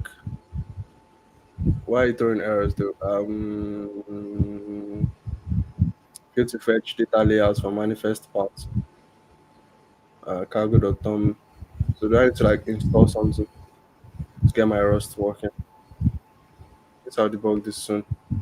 One sec.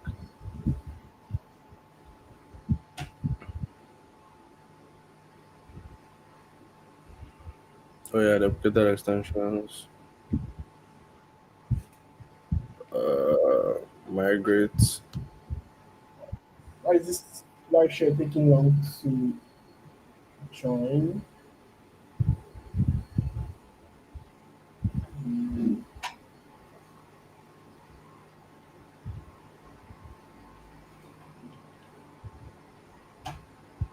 Oh, okay, so I think I'm in now.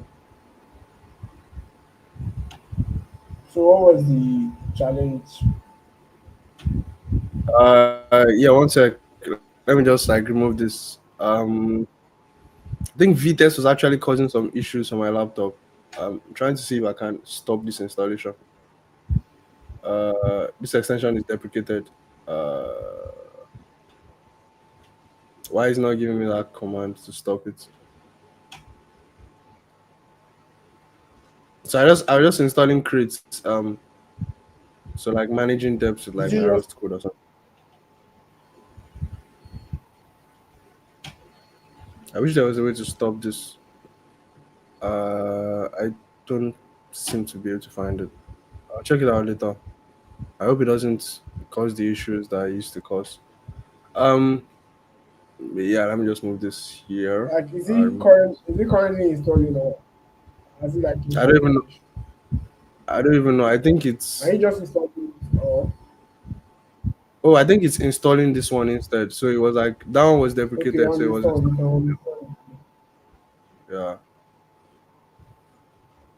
So I just uninstalled Oh it. okay. Yeah, okay, that makes sense. I guess I had to just click this instead. Okay, so yeah, back here. So it says,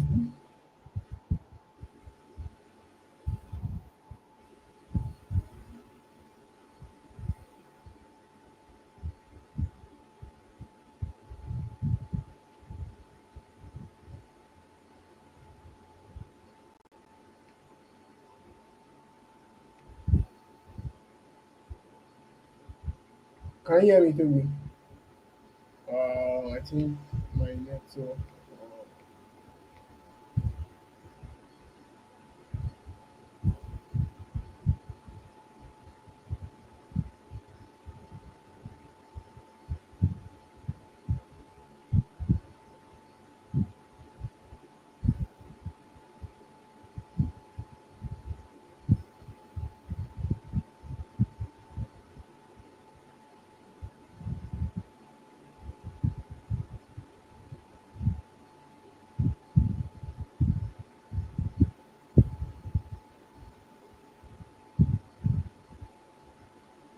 I think Tobi has been um again. And for some reason the live here live here link is also having the live stream, sorry. Uh,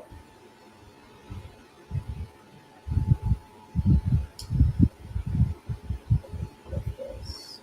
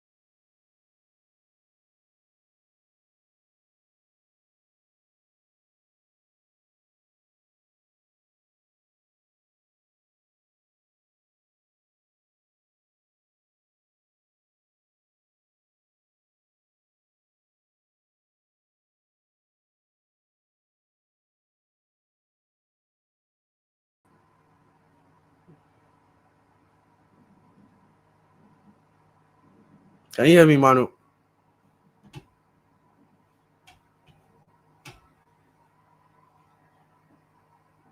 Let me know if you can hear me.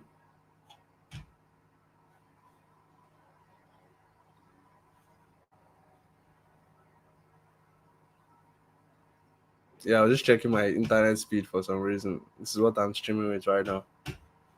If you can see that, yeah, this is how bad my internet is being, and I'm using like three different networks. But yeah, no problem. Are you still on the live stream, man? If you can hear me. Yeah, I can hear you. So I think the link Are you still on the disconnected. live So you stream? have to like make sure. No, no, no, no. The Oh, link okay. Let me just do a new one. disconnected. So you have to like share. Mhm. Yeah, let me just give you a new one then. Also, I think that Yeah. thing is happening again where I can't see your camera.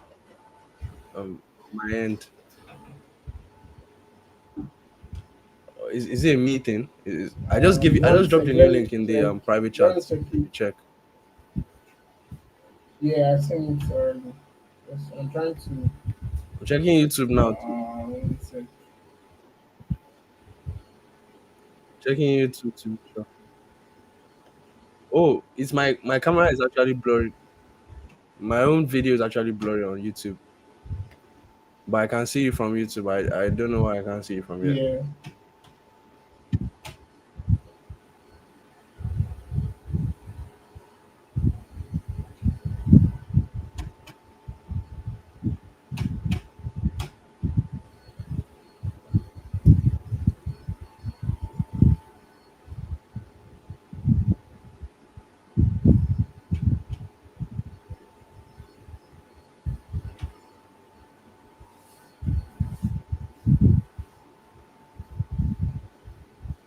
Let me know where you're connected.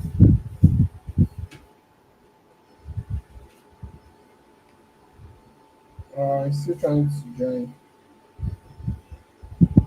Yeah, I think my video output is getting better now, kind of better. From what I see on YouTube. Okay, so you want us to navigate to main.rs. Yeah, I think you just joined. Yeah. Okay. So what was the challenge? Main dot So iris. they want Okay. us to navigate to. That's far.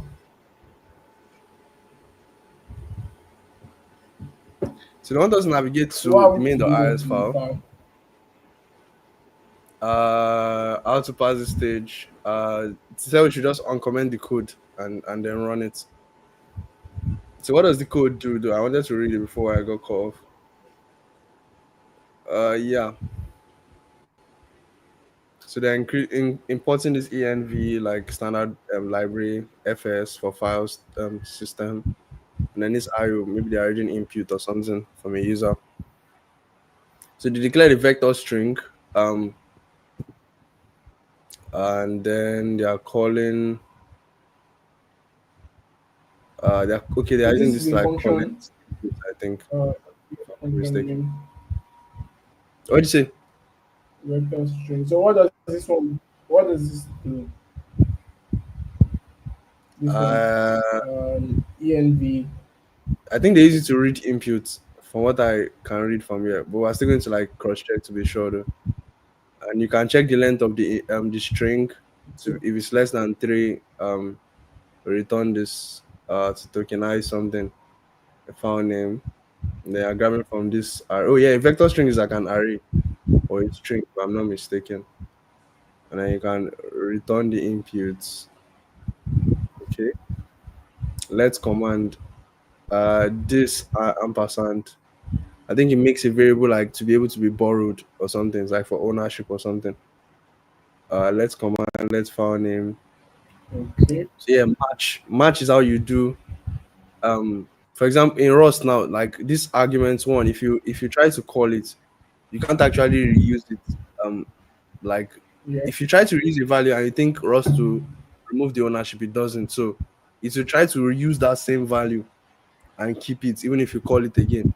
I think using this ampersand sort of like creates a new ownership for it, so that command is now the new owner of this whatever is coming from this array, that argument one position, and file name is whatever is coming from this array. Oh, So I guess okay. they're just reading inputs from terminal.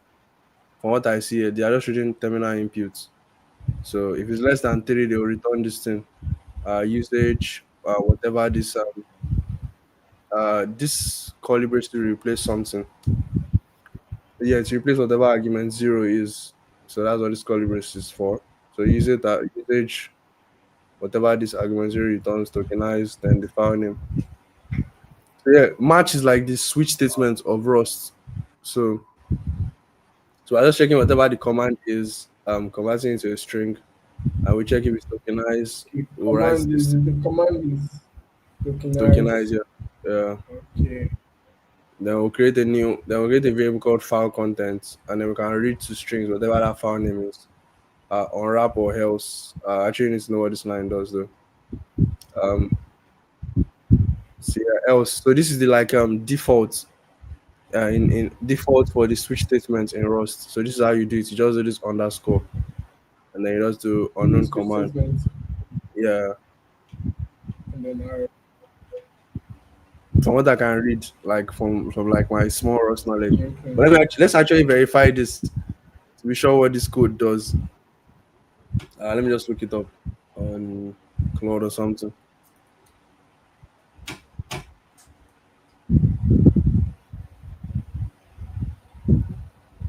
This is actually maybe the second time I'm seeing like a Rust code. I'm not really like Yep.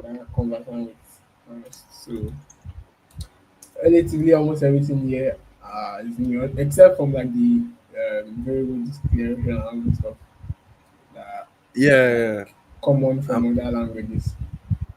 oh, okay. David commented. He said for line 20, I said we are reading the line. It's reading the file content as a string. Okay, yeah, makes sense. And they were now As fetching. string, They were now fetching. Is that what this unwrap or else does? Yeah, like I can read this, but like I don't know what this thing means. So I want to be sure whatever that thing is. So fail to read file. That's if there's this is like a response though. Feel to read whatever that file is if what happens though. Yeah, that's what I want to be sure of. According to what I'm seeing on code, it says the Rust program like main basic command file tokenizer key functionality accepts command line arguments, program name, tokenized file name, with contents of specified file. Currently has placeholder incomplete. Can I get David is saying it fetch his content after reading. So which one is doing the fetching? Oh, I think unwrap unwrap else? or Yes, else he exactly. Thank writes. you.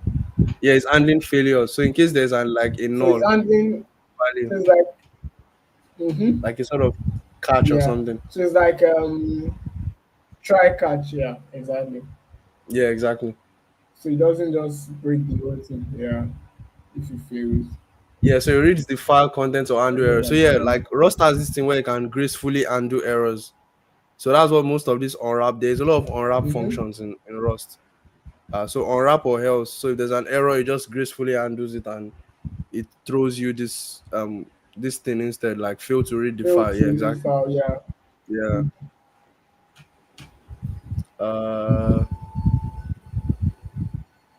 Uh, store first. Yeah, okay.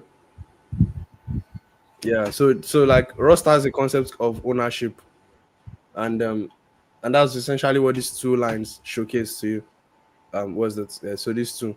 So you can get. Let me just reconfirm that you can get those strings. I mean, you can get the values at those indexes in the vector string, which is essentially how an sort of mimics an array implementation. But you can't actually use them because you still keep Mm-hmm. referencing the original one. So for you to like detach them from the original and create a new kind of variable, so that you reassign the ownership to command, you have to use this ampersand.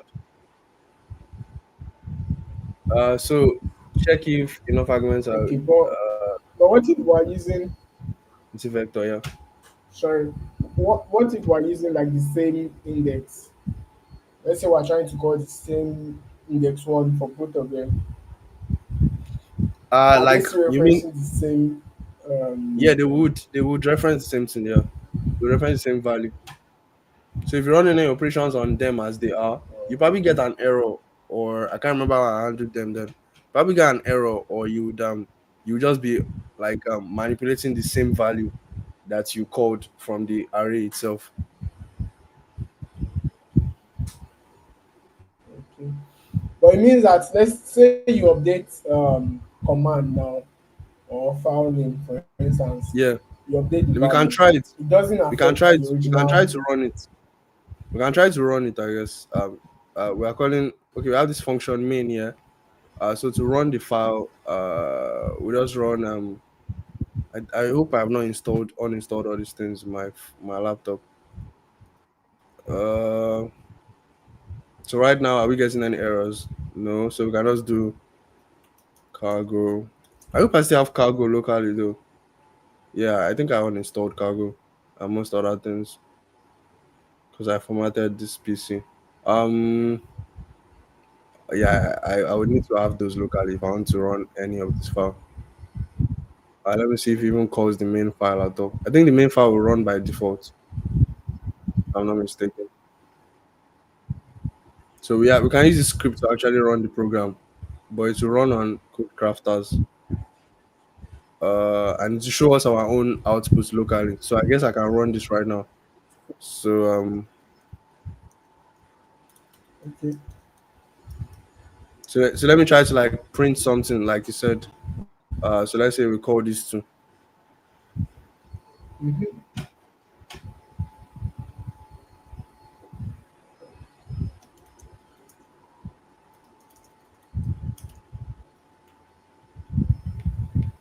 and remove this like ampersand. So to print them, I'll just use this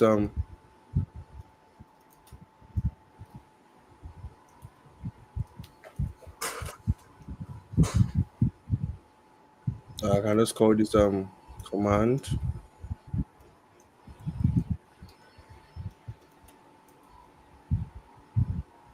I'm also print file name.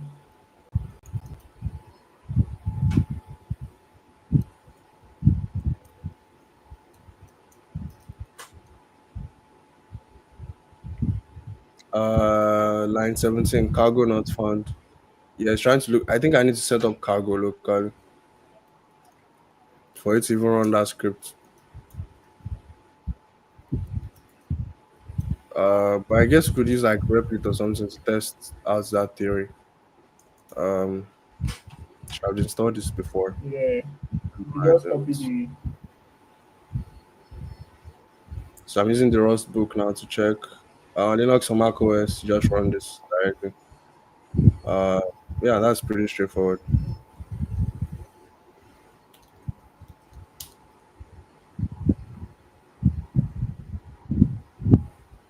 So yeah,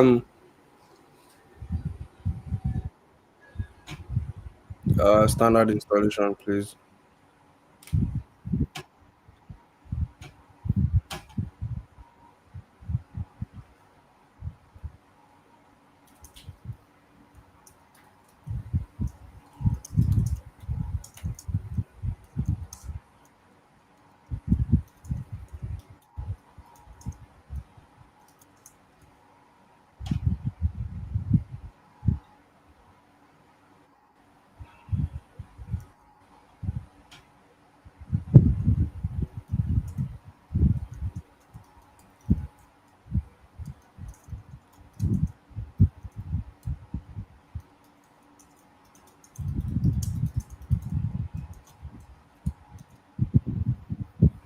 I think this can come back to here.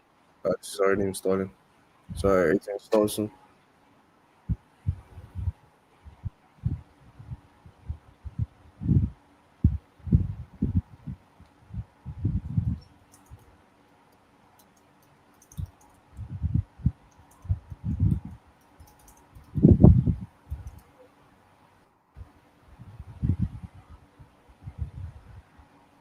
It's probably just through a compiler or what you are trying to run here, though, like I predicted. But with ampersand, we are borrowing references to each of them Right? so that it's like run them as new like variables and stuff. So say we'll jump back in later, but I yeah, think we could. Yeah. I'm installing cargo at the I moment. think we could test this one. Okay, so it's Okay, configure a okay, current okay. shell. You need But to can't we install. just do it on Reddit instead? No, we have to run it locally here. Like, yeah, we can test that on Replit I directly, just but yeah, that's that one. Yeah, but wait one sec. So you said I should run this too, and I'll have cargo running locally. Wait, what did you say? You need to source the corresponding EMV file under home/cargo.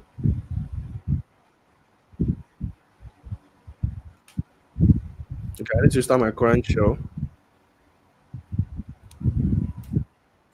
What does this mean though? Rust is now installed. Great. Yeah, let me just test this code like you said on Replit. Where is it? Sorry. So for those in the audience watching, we're just like testing raw stuff. mhm.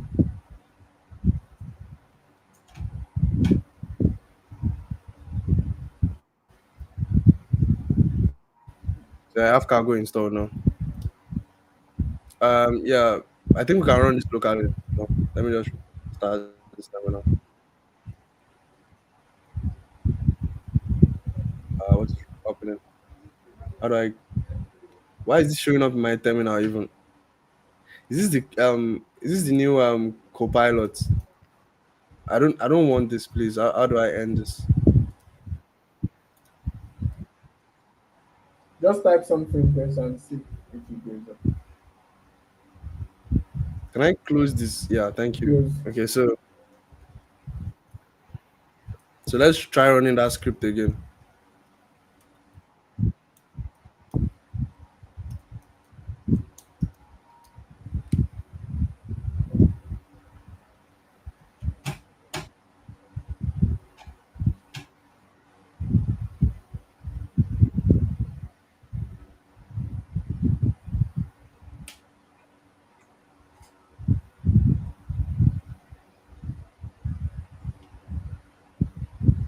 So it says to uncomment this block to pass the first stage. So what I did here, if there is no file contents, this is still inside the tokenize.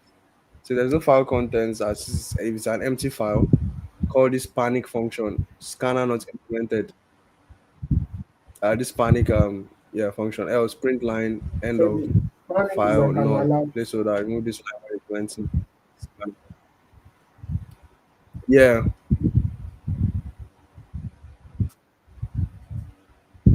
I like how they call it panic. Okay.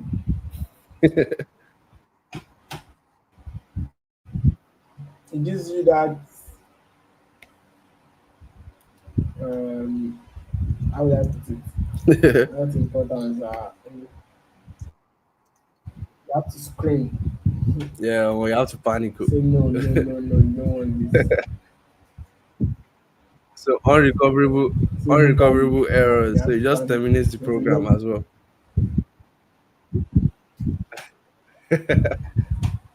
So yeah, print line. Um, so placeholder to remove this line when implementing the scanner. Okay,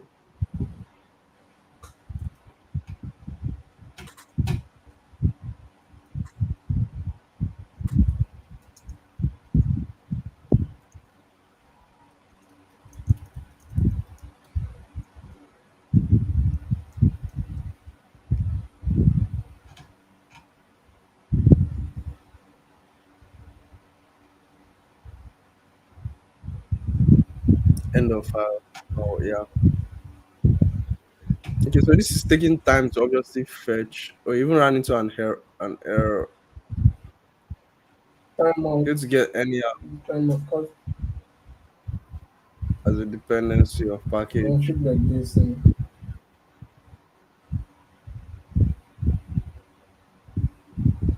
I'm guessing it's just an error, a network thing.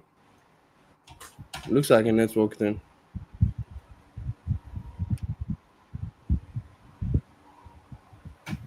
Uh, yeah, I guess I just run this on Replit, like you said.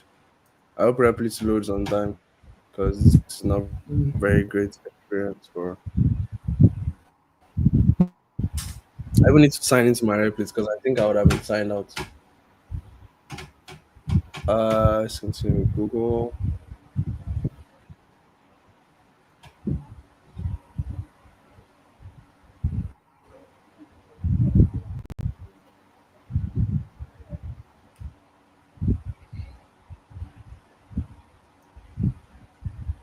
Okay, cool. That was very quick. So I think I have a Rust. Oh, sorry, that was not Rust. How did I think I was Rust? I should have a Rust right now. So let me just create a Rust repo. Wait, what? For me to create a repo, I have to. Oh, what is this? No, I don't need the Replit Wait, agent. I think you have to delete. You have passed the administrator. Oh, let me delete my let me delete my repos then because what the hell is that? Yeah, you have to delete some of your effort to be able to accommodate.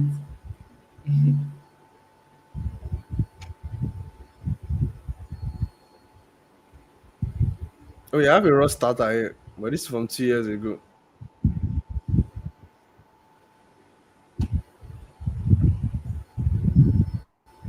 Yeah, 2 years ago actually I was running Rust. That's crazy. Let me just comment this out and I can just run this program here. So let's try running this now. So when we run this, it should give us a compile error.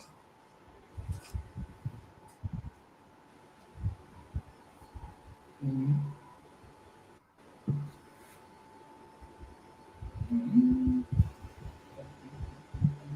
Even this is taking time. Yeah, I think everything is just going to be slow because of the network issue. For the fun of it, it's nice. Um, Probably I may have to jump back into the compiler stuff now, challenges, and continue from there. Okay, it's doing the updating crate thing again that this sorry. one was doing locally. Yeah,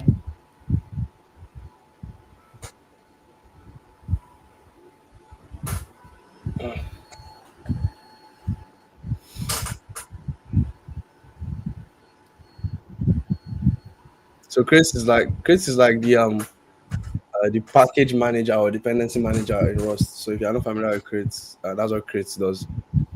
I've actually shipped one crates package before. It was like a sort of Web3 escrow escrow package like that I built in Rust. It's like crates are very nice. Like yeah, just think npm, but for Rust. So what's going oh, on here?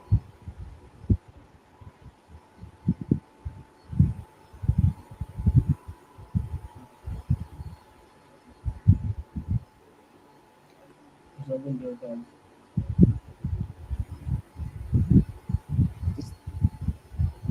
Taking a while, dude. Let's just jump back in here and start doing the challenges. So yeah, the code they want us to comment. So one comment is that it checks the file content, and if it's empty, so there's an is empty like method directly on like on strings Yeah, in Rust. So you can like if you are reading from the file, so you can just call it empty. Like Rust is so chill, like in regards like this. So if there's no content, just panic. Scanner not implemented, else prints end of file and this null. yeah. So I was going to uncomment this line of code, and after commenting that, I had one code graph past CLI, but because I cleared my machine, I think that would be gone. So what I have to do is push, is commit and push. I guess. So yeah, I'll just commit and push. Mark as complete. We've already done that. So You've uncommented the code, um, and then mark as complete as well. So now the output of the command should look like this. So we're just going to git commit with this flag, and then we'll push it to this place.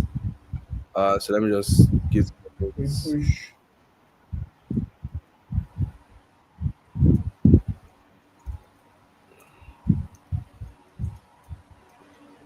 uh, undo empty files. So that's going to git push origin master.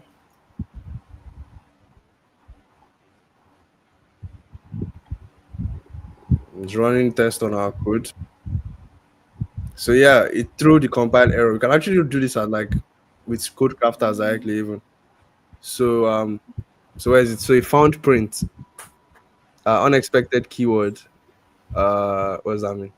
It's about like I didn't know Rust was very strict on this thing too as well. So add this step. Let's run this again. This should throw an error though on okay. I'm going to have to commit that You have to you have to commit and stages. Okay, yeah, exactly. So it said could not compile due to two previous errors. So yeah, it threw an error about this. So error format arguments must be a string literal. I'm missing a string literal. Oh, okay. So yeah, we can just put this here. Apologies. So command the print statement takes like two arguments. You have to like pass a string literal here, comma.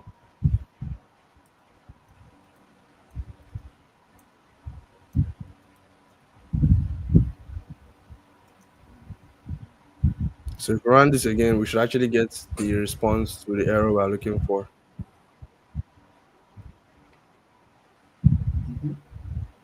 so you have to commit first. And Yeah.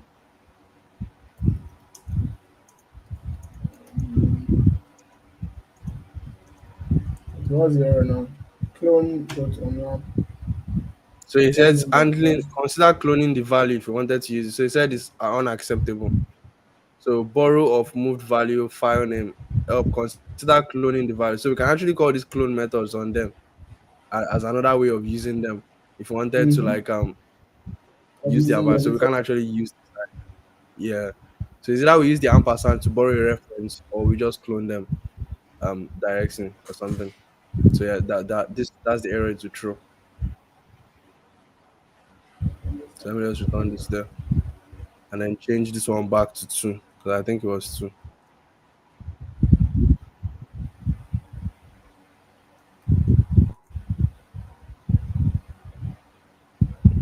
Um, let me see. Let me even see if this one finished the replit. Oh yeah, it finished. Yeah, so it threw the same error as well. So like, okay, this is about the print though. We're supposed to like add ampersand. I mean semicolon here. Then if you run that again, I should then throw the new errors about oh yeah this as well. So inside I include the literals. Why do I keep typing that?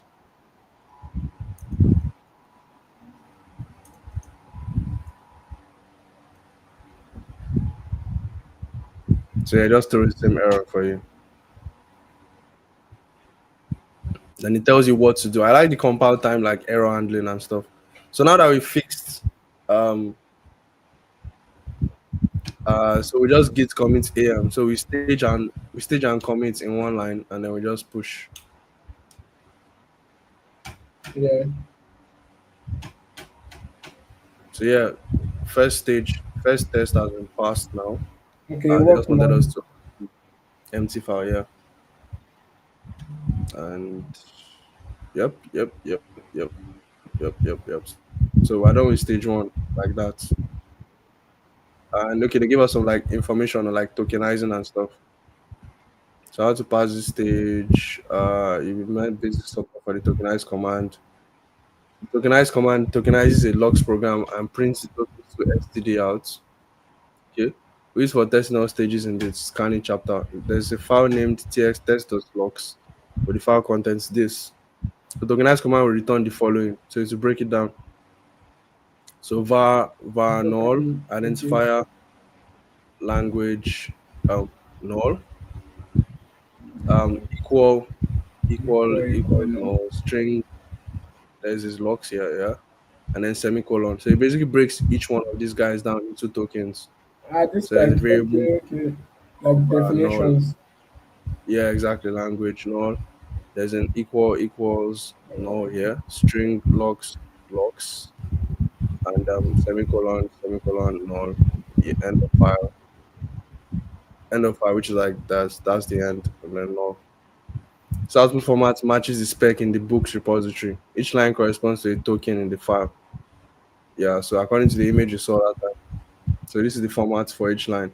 So token Mm-hmm. type, lexim, and then literal. So lexim is the actual value, and then the token type, which is the ones that are Yeah. listed here, and then the literal, which is Var. whatever Yeah. the value as. Yeah. So obviously var doesn't equal to any value. It's just its own lexem. Language also doesn't mean anything. Mm-hmm. It's just a declaration of a variable language, which is the lexem. And then equal is equal, doesn't actually have any value to it. It's just null. But then there's a string with the value lexim locks, and it means locks, whatever locks is. Semicolon as well. So this is the Yeah. format: token type, lexim, literal. So the type of the token examples are this: lexim, the actual sequence of characters that form the token, and then the literal value of the token. Yeah, exactly. So for string or number token, you use the value of the string or number. The special token represents the end of file. All calls to tokenize include an end of file token at the end. So yeah. So this is essentially what this tokenize does right now. So wrap or else Yeah. fail to read file. I don't think we've actually implemented that command to do this yet. But of course we're getting like the command and the file name for whatever like is being included in this array.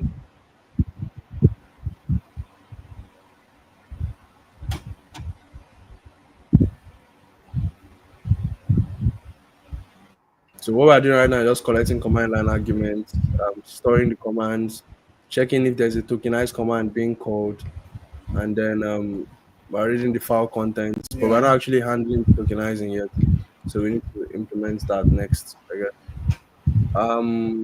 So yeah, max stage has complete. Stage one done. So now I need to undo parentheses now. Scanning. Uh, I think that which content stage completed. They said in this stage you implement your own solution. Unlike stage one, your repository doesn't contain any commented code to pass. So 90% of users will attempt this stage completed. So step one, implement a solution.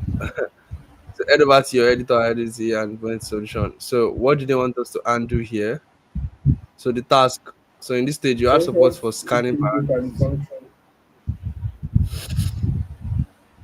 Yeah, so it's under this section of the book, recognizing lexems. So in the book, the code for this stage is implemented in section 4.5, recognizing lexems. The tester will run a series of tests with test.logs files that contain parentheses.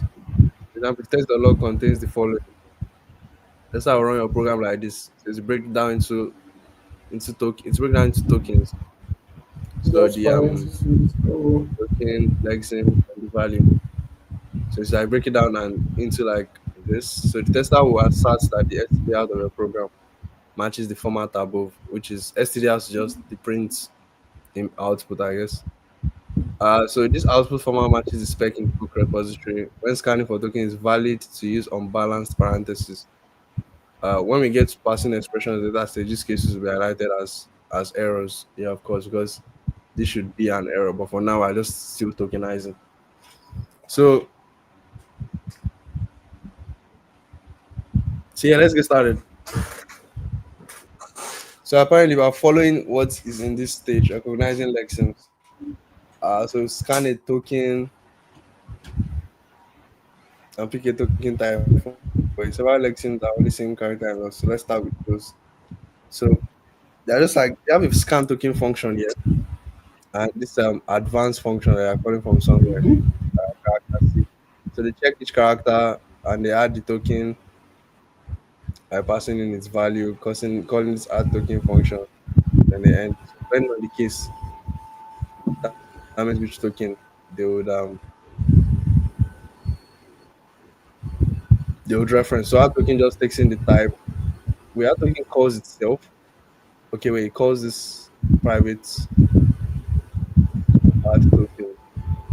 Private but wait, token type. Why did they have the Let's same go name down. though? I remember what this thing is called. What's that name again? Method overloading or method overriding or something like that. So token type takes in an object literal as well. Object. So it creates a substring from the start to the end of that current, and then it adds a new token. And advanced just calls the current place you are and then current plus plus to like iterate to the next string, the next whatever is on the string that you are reading. So what are you thinking?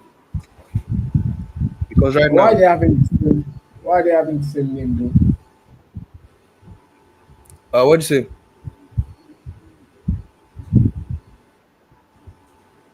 What do you say? Can you go back to the book? Like why they having the same name? They Like the don't. add token, the functions we have like underneath that um, scan token. If you go scroll down a bit, Oh yeah, this is we have called like add token, like yeah, two. this is called Yeah, method. this one. I think this is called method overloading in Java, if I'm not mistaken. I mean, in like OOP. So you can actually have two methods have the same name, but they will kind of do different things, with one extending on the abilities of the other or something. Let me confirm. Mm. So when the method is being called, which one exactly is being called? Is it depending on or how does he know which one to call basically? So depending on how many arguments you pass, I think will determine which one it calls. Oh, okay. But does it not still wait? So now in this one now, it's calling So the now second this add add token token and then it's inside of passing this null. one, is it now calling this? Yeah, this one is calling It's this calling the one. So it's second one passing the null. one. Yeah. Oh, I see. So it's That called makes sense. method overload. It makes sense. But why not have why not have everything as one and then one will be like optional? Which one?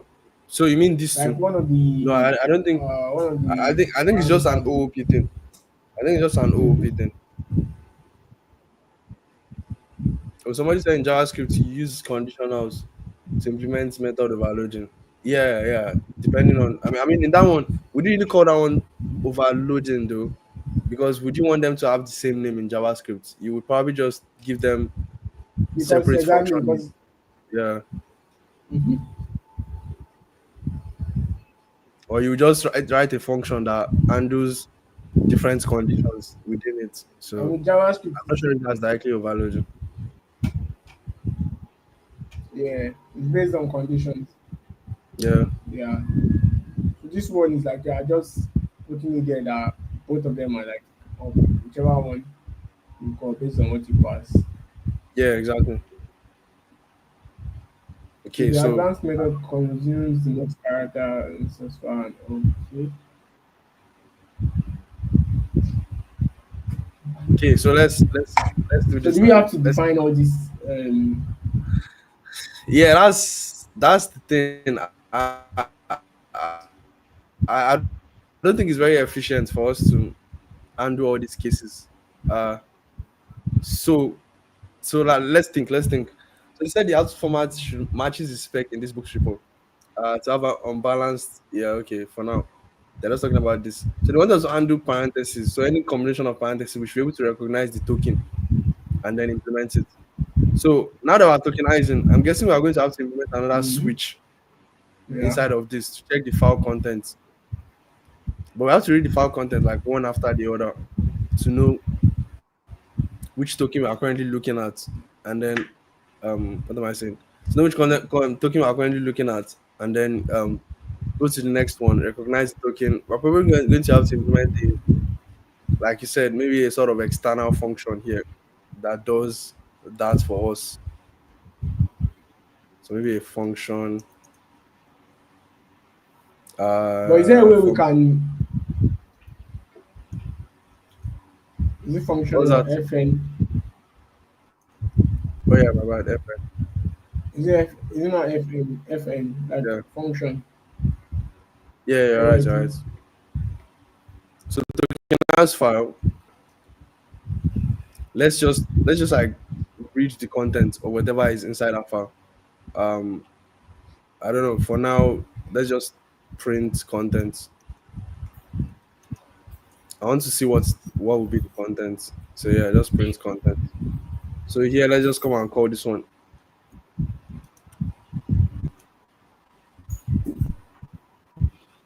No, we just want to call print file contents. Tokenize file. Printing file content here. Just for file content. Let me run this your program.sh script.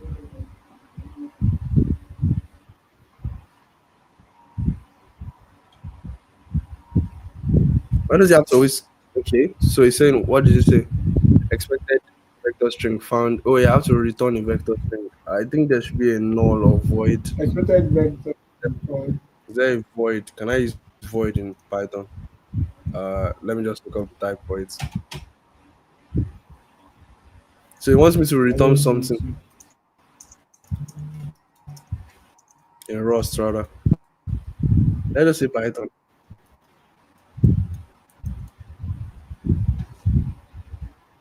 So to do void in Rust, okay, we just don't return any type, I guess, and then it press it as Rust, as void. Okay, interesting. So let's try this again.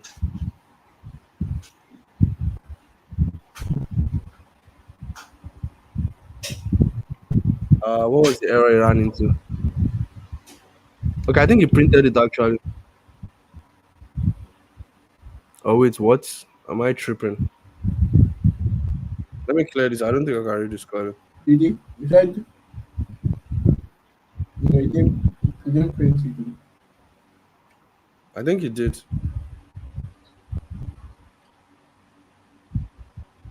So it's supposed to print something called usage. Yeah. Recognize file. Yeah, so it's essentially just printing what is inside the file. So we are writing this into the file. If the argument of the file is less than 3. I mean, if the argument of the length is less than 3, which means they are not passing anything into the file. This is written into the file. Actually, let me confirm this. Is that what that means? If the arguments, can we just print the arguments to be sure what are the arguments?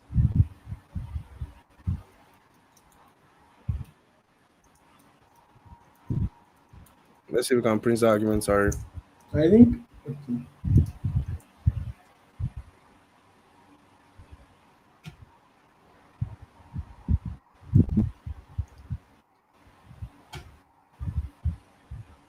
You have to put like quotes for that. Yeah, string maker. Well, I already did. Um, so now it's saying, yeah, I want to format it with the default formatter. So what's it saying? I like as we're getting all these errors. So this error is gets to get macro print slightly in nightly builds. Uh, Maybe print line.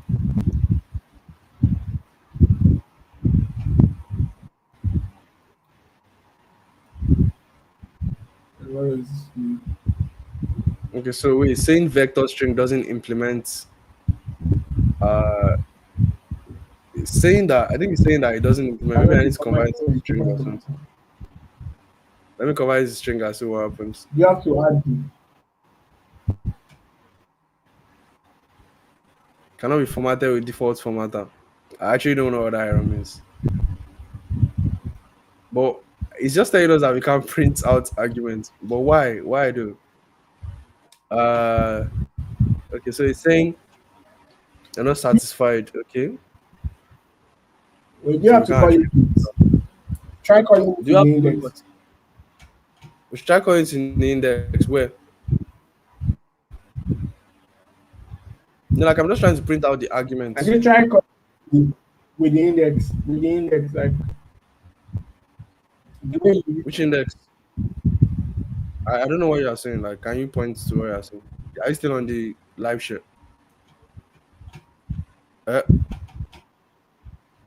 I'm saying like yeah, let me show you. Yeah. So instead of printing, I don't know, I'm not seeing it's a bit slow on my end here. But like printing this entire stuff, Mm-hmm. more or less like you're printing command basically. Oh, so you're saying Like I should this call them entire by stuff with the index? index. Oh, okay. Yeah, that would print out, but I actually want to print the entire thing itself to see what is there. But I Yeah. guess this was what was missing. We needed to add this thing. Let me confirm what that means.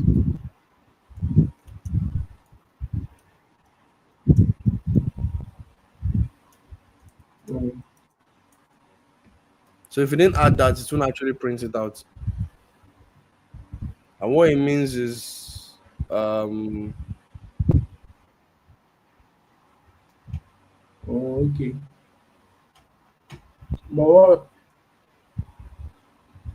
come in, let me try to clear this. So it's like a debug output. So if you don't add it, we're not able to like debug like a why are we having vector. different syntax to like just print? Yeah, it's like so I think Rust is weird like that. Oh,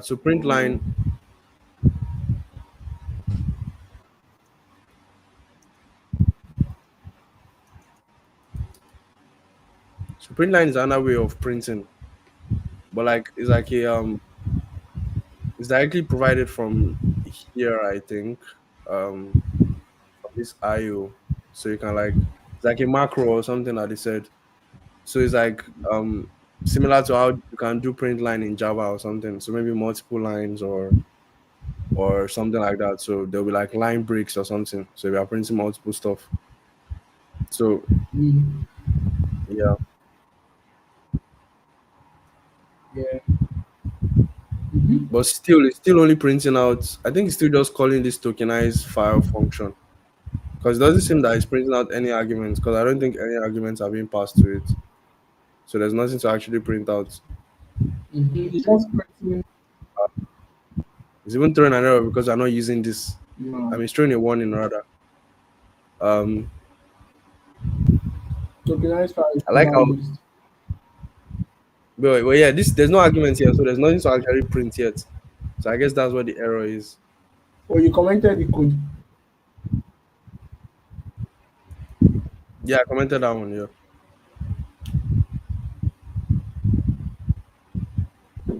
but yeah, this was just me digressing. I guess it's actually solve the problem I want to solve. So the problem I actually want to solve is to handle the like tokenizing and like each token. Somebody's asking, can you format in a print line? You mean like I'm talking Yeah. about like what's it called? Template literals or something. Yeah, if it's something like that, yeah, you can do that. You just have to include the multiple arguments here. You can do like multiple arguments in the print line, so you can do content. But as you write, you have to include these two curly braces to denote what each one means. Let's say my boy is so whatever content is, and then you say a file, a file in so maybe something like this, and then maybe we can do like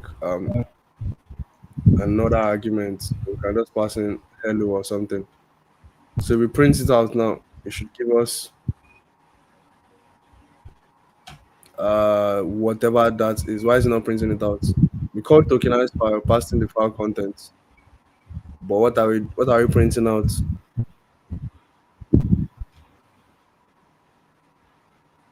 Wait, why didn't you print out the contents of tokenized file even?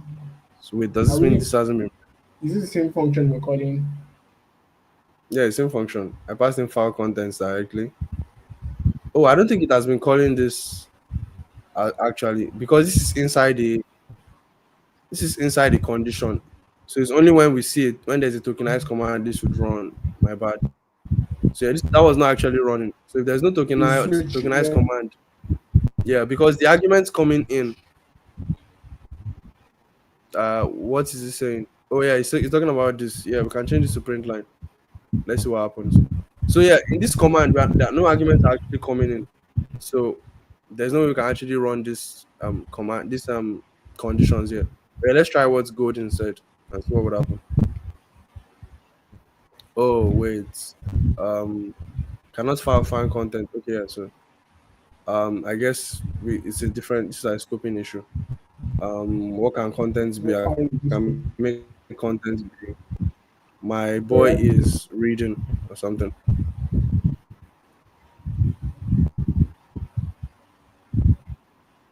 For some reason, it's still not printing it out. I'm tripping. But let's see what's going on. It's still So not it printing. keeps I printing don't out. think it's still running. Yeah, it keeps printing this out, but then it checks the arguments. Let's try to uncomment this. So this is an early return. So if there's, oh yeah, my bad, we didn't actually read the code correctly. So this is an early return. So if the argument's the length is less than 3, which it is, it's just do an early return, write this to the terminal and just return this. So if you commented this out or remove the return, I'm guessing it should work. Or we can just comment this out honestly. So if we commented that out, we will be able to go to the other part. So because there's an early return here, it just stops the other parts of the code from running. So if you run this now, index out of bound, thread main panicked at yeah, because we have this Mm-hmm. condition here to like But if you run catch it this. now, you should get. Eh? What did you say? Line 12. We panicked at line 12. Where is that? The length is So at one, this place, but it's trying to no, read no, I'm something saying it like doesn't have. that. Yeah? Yeah, that check that we had exactly. That check that we had to check Mm-hmm. the ads dot length Yeah. was Yeah. probably so that when you it was probably to like catch this type of error so that it doesn't go beyond like the index, Yeah, the exactly. length. I like how I seen all these errors though. Oh, it actually calls the tokenize command for some reason. When it checks the what's it called? When it checks this switch statement. But we can just isolate what Goldie wants to test out and we can just test out. It's not really a big deal, honestly, but yes, we can call that. I'm pretty sure of that, unless there's something I'm missing. But yeah, this is a very simple case to run. It's not really a problem. We can just like comment out everything here, and maybe even delete it, and then run this alone.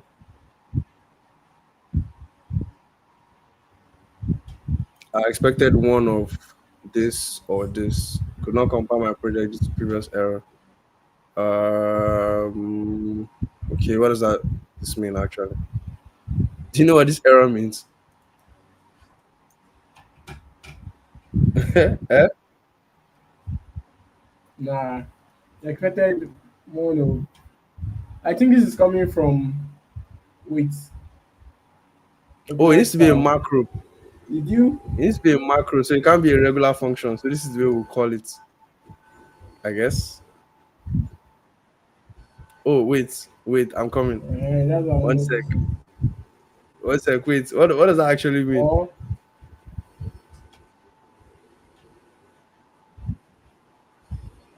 The code looks correct and everything looks fine. But wait, what is this? Suspected, expected bang. So like this. unexpected bang. Oh, we need a main function for us to run this. Of course, we need it inside the main function.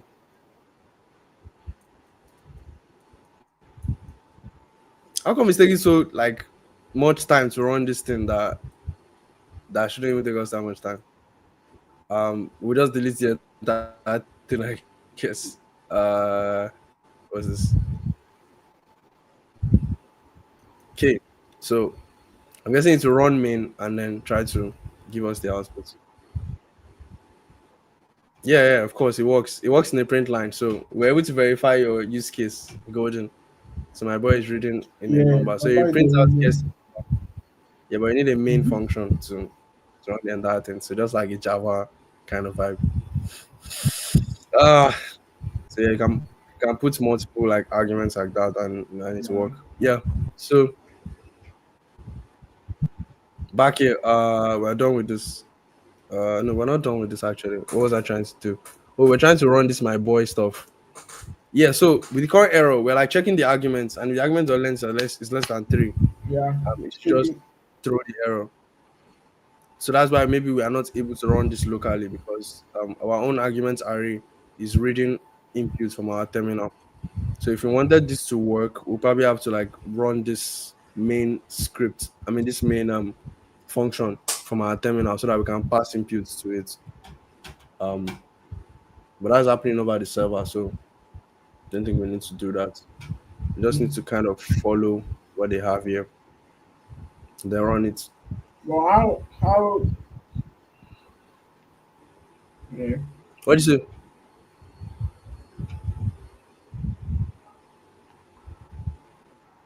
I didn't hear what you said. I'm trying to think how we show of like the default um how we show of the default what's it called now? Let's say arguments that the default value that the ads is taken. How we show and where it's Default coming from. value. No, the value is coming from like so what they will try to do is to call something is to call it like Yeah, a like this tokenized that command. collect.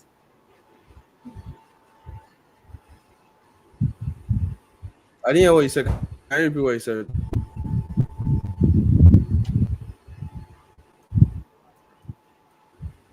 Yeah, what I'm saying is that this if you go back to the code, this adds or collect, where exactly are we like getting these values from?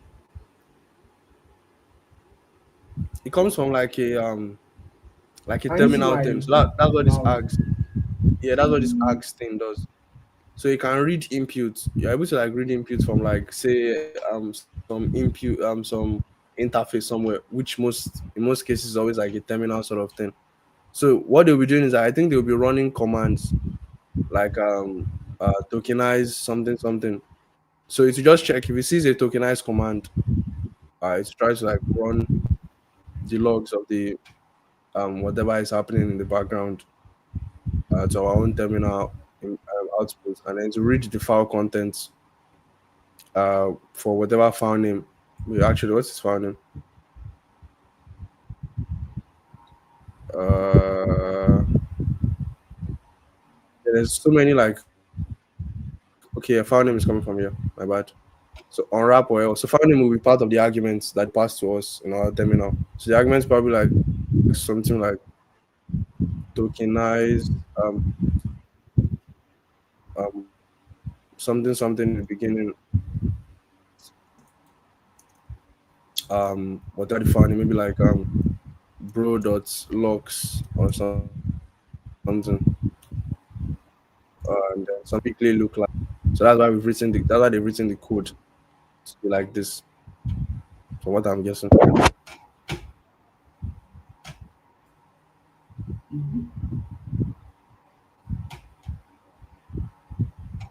I didn't hear what you said. One sec, my laptop is getting Okay, very low. okay. I said one sec, my laptop is getting low. Trying to Oh yeah, check. sure, no problem.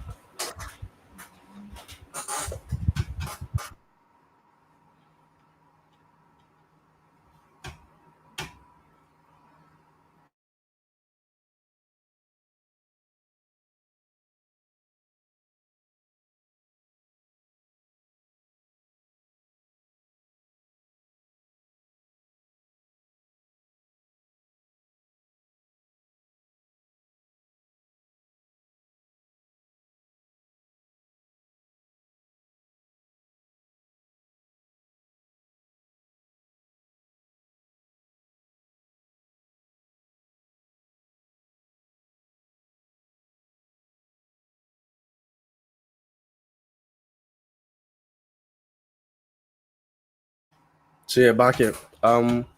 Yeah. So as I was saying, uh, what was I reading again? Yeah, I was trying to read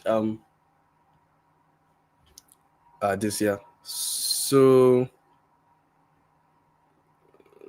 let me just read the call challenge again. Think of skip my mind. Skip my mind. Yeah. So it says, yeah, to follow, we run a test of series test or logs files that contain parentheses. So they're obviously just going to bombard our solution with a bunch of test cases. So for example, if test or logs contains this, the tester will run your program like this. So it's just, yeah. So this is how they are running our program. Yeah, like I was right. So they are just calling our script, but then they're passing tokenize and test or logs. So let's actually try this locally. Yeah, this was the missing piece. So if you try this locally and I did the printing that I was trying to do before. So what's that print? I was trying to do a print, right? So if I do like a print line, thank you, but this is not what I want. So if Yeah. I did like a print line of the entire args array. So I'm just going to include that thing that we included before. Uh args. So if you try this now, this should work actually. Fail to read test file, test or logs because it's not actually test or logs file. But logs from a program will appear. So yeah, you can see it got to this part of the code. So he did logs from a program will appear here, and then he actually, yeah, he actually printed this, I think. So yeah, he printed it here. So this is, so you're trying to find what am I looking for? What did I just print? I Is just that printed something. is that one coming from? This array here. So this is what collects. So this is what env Yeah, the this ads double now. dot So this so time, this is what it returns. So this is what it returns, yeah. So it has to be greater than 3 or more. So if it's less than 3, that means there's an error. The file name wasn't probably included, which is this last argument. So yeah. So this is the oh, I get. So yeah, now exactly. the way you call this now with tokenize and test or logs, he added it. Exactly. So based on Mm. these commands, Oh, makes yeah. sense, makes sense. So we're calling it to just one Yeah, um exactly. Exactly. ads. Oh, So now makes that I sense. call it with your program.sh tokenized and test or logs, now So that's it's now why able to it's see able these to things. run. Yeah, and that's why Mm-hmm. it's able to And that's why able it's to able to get the activate tokenizer. tokenize exactly. Yeah. Mm-hmm. Yeah, So now our file is obviously empty because there's no such thing as test.logs. So yeah, we very. probably need to create that file locally to be able to test something, to be able to test it. I don't know if we're able to create that test.logs file though. But how do we know the content basically? Do you want to like imitate? No, we just carry that they have here and put it here. So let's try this again. Still failed to read the file. Maybe we need to like do a proper part thing so that we can find it. I hope he's able to read from our directory though.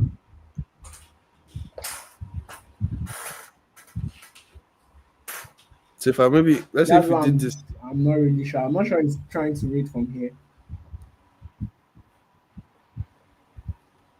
yeah, I don't think he can actually read that file for some weird reason. Trying to read from. I don't think you can read from. Yeah, you can read. Why is he not able to do? Like, okay, wait, he's trying to read from this directory. I think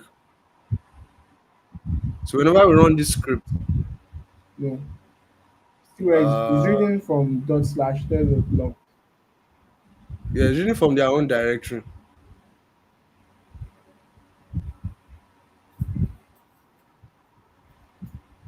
I don't think it's reading our own directory. It's reading their own directory.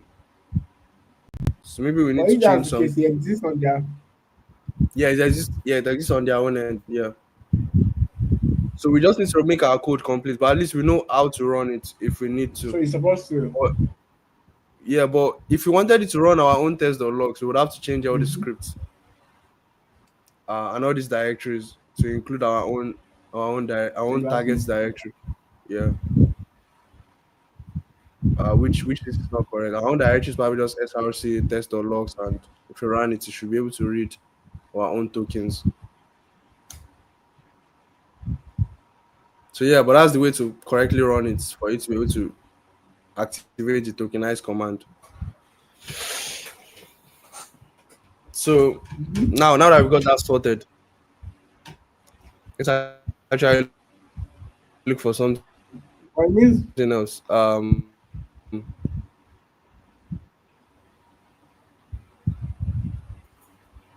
So now that we're able to read it, at least he was able to get, and then he was able to run this fail to read file test.logs. So this is where it stopped. So what we just need to do now is to yeah. ensure that I mean this runs right now, so I don't think there's any problem right out there. And also prints this, even got to this place. If the file is empty, because the file is empty, uh it didn't panic. If the file is not empty, rather, wait, if the file contents though is empty is not true, then panic. If, We already if it's panic not then. empty, yeah. And then if it's empty, okay, wait, yeah, my bad. Yeah, okay, I guess just check the scanner if it's not empty. But then if it's empty, it just prints this, and there's nothing in the file, so he's not able to find it. So it just prints this end of file null Mm-hmm. or whatever. Yeah, okay. So now we need to implement something, like we need to implement the tokenizer thing now, that is able to read our tokens from the file. So now I guess we need to undo all the conditions for opening and closing parentheses, and then we need to undo how to step through those tokens to then eventually I don't know, match them. So once he finds a token that he I knows, think there's he a just matches it and checks that, okay, this token, I have this token. mhm. I think there's an I think there's example what. in the book that we, there's an example in the book that we can follow, like the Oh yeah, let's check scanning that. chapter. So they said we should get check this part of the book, according to what they said here. Yeah. So notes this output format matches the spec in the book's repo.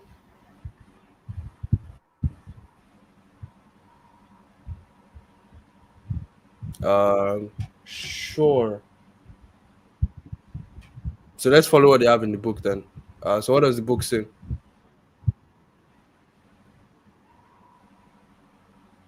So the scanner class. So they start by implementing a scanner, and then they check scan tokens. If it's not an end at the beginning of the next lexeme, that they create a new array. I think we already have this for our own tokens that we are passing in. And they create Yeah. a loop that loops the entire and then goes from the start to the next one. And if it's at end, return current. If it's at end, that means current is greater than source that length.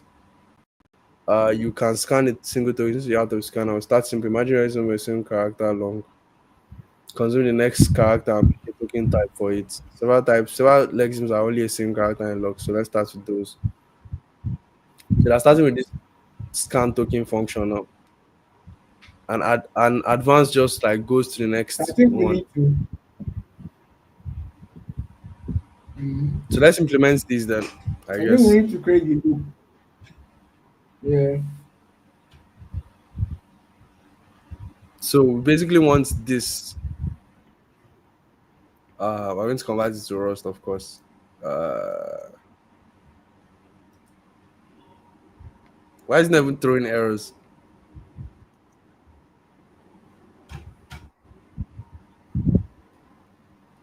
I think the what's it called? The live share is lagging on my end.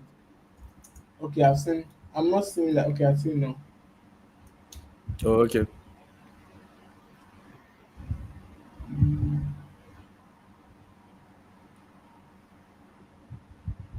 So there's a few things.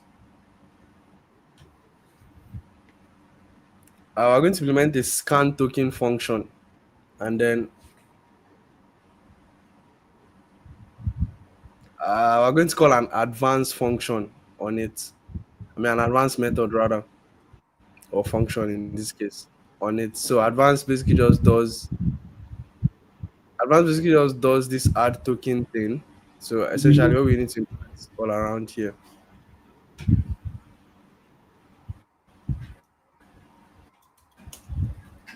So we need to convert all of this to Rust. And we're going to seek help because I have absolutely no clue as to how to write this in Rust. We're going to seek help and convert it to Rust. Yes. So yeah, we're going to implement a scanner, and then we're going to have like a add token function. Um, okay. I think first we need to have a loop so that we are able to like call that scan token on each On each on each iteration character. of the loop to Yeah. call that scan token. So whenever he identifies any of those tokens, yeah, on each character, so you just add token break, add token break.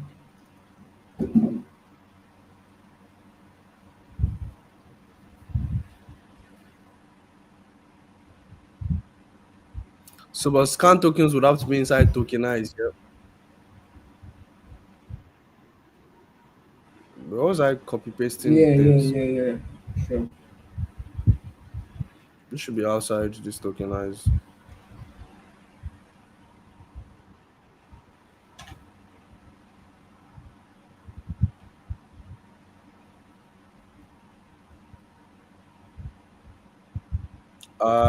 So yeah, let's get started.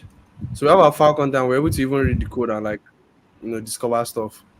Um, stop this GitHub Copilot or Yeah. something. Okay, so mm,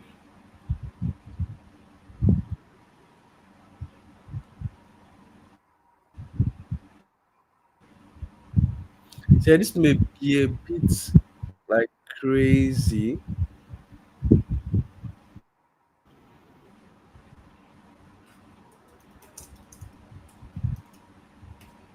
If you're But actually doing this in let's go You're back doing to this in that. TypeScript, Let's go but back you're to that. asking to have done it. So before they declared the function,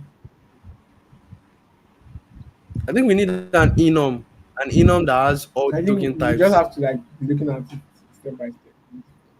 From what I'm seeing here, we need an enum that has all the token types. And well, I don't think that's necessary. If you need that, that means we have to. Are we trying to like represent all the type of tokens you could get? Because the Yeah. token could be anything basically. You don't No, know no, what no. to Token pass cannot it. be anything. Token is dependent on what we have defined. So we need tokens for like every one of them. So, So if the token doesn't match a token that we defined, I mean that should be an error. So we actually need an enum or a sort of object that will hold all the possible enum types.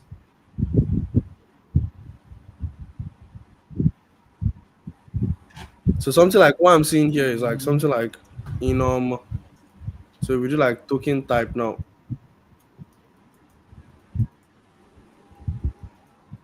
So that will now be like we just define all the token possible token types that we have according to that challenge here. So we just have like left paren,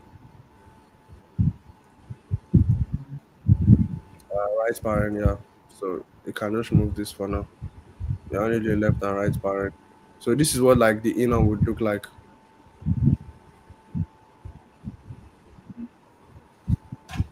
for what I'm seeing. And then we're now going to use that enum inside our own loops and everything that we now want to do. So we can now create like scan token functions and all that stuff. mhm. So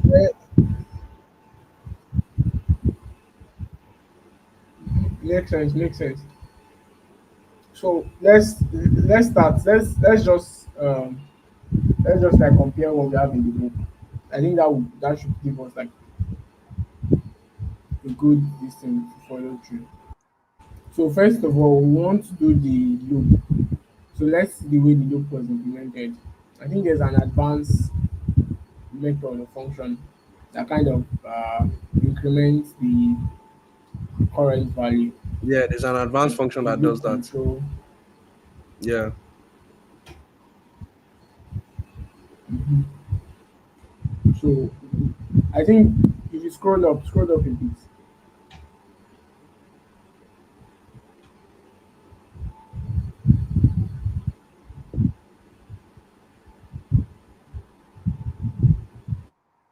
you don't even need all these tokens. You probably need only the left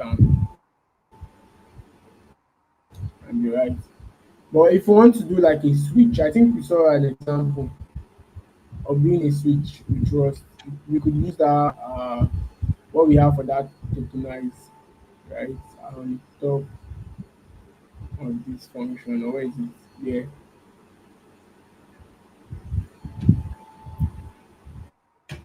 For us, it's crazy though. Like, Or we have to do match command. it actually is. Yeah, we actually need to do that, Can we have can we and for us to can like we have a run. switch inside and that switch? I think that's possible. Yeah, we can do a switch inside the function. Yeah.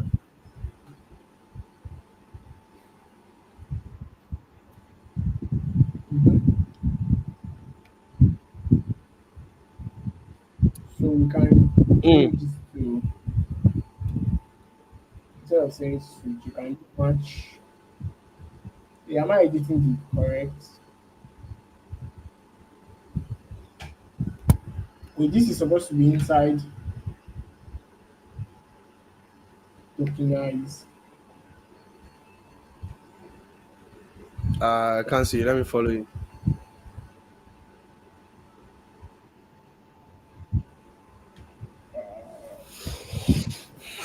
So let me move this inside here. Damn. So we can update this to match command.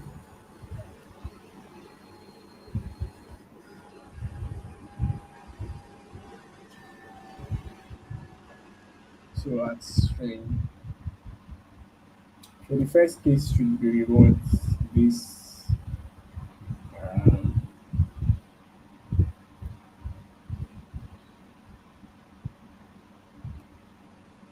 so we just called add token.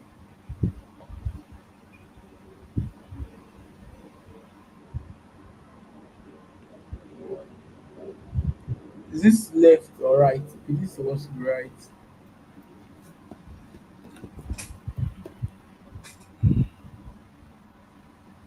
Sorry. What am I writing? This is right parent. Um, but if the case is otherwise, so let me copy this. Um, go underneath this. Think Let's for say it to it call was add left. token, you have to call the token type like this. Like this. For you to use that token. So you have to call the token type so that you reference this Oh, one the here. enum you created. Yeah, exactly. Okay, makes sense. Wait, did you remove it? Okay, okay, still here. Okay, this is left. No, Okay. I did. So we can just get rid of these ones. So we could do a default. So the default to just be, I don't know, let me just copy this. So we just return. But in between them, isn't there like a semicolon or something? Oh, there isn't. A semicolon. I'm looking at the one at the bottom. No, I don't think so. There isn't. So it just works. No. Which is mhm.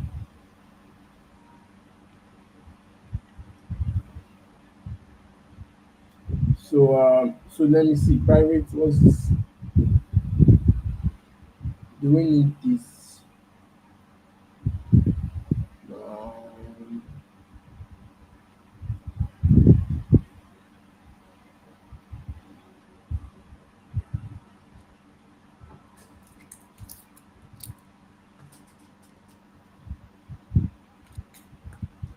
is indentation a thing in Rust, Is what? or does it not? Does it not? Is what? Indentation. No, it doesn't matter. It doesn't matter. Indentation. It's not Python. No.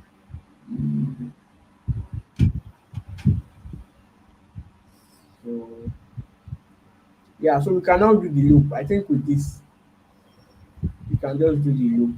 So Wait, so you created a scan token function. I think you need uh, to declare it as a or we function. do the advanced function.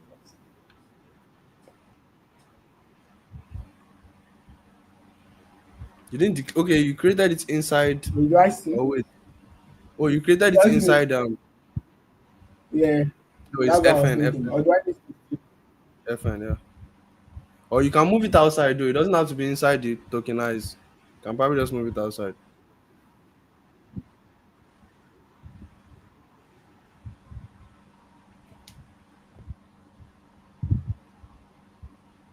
Mm. So we still even need to modify this add token function. Yeah, because it's still in Java. Um,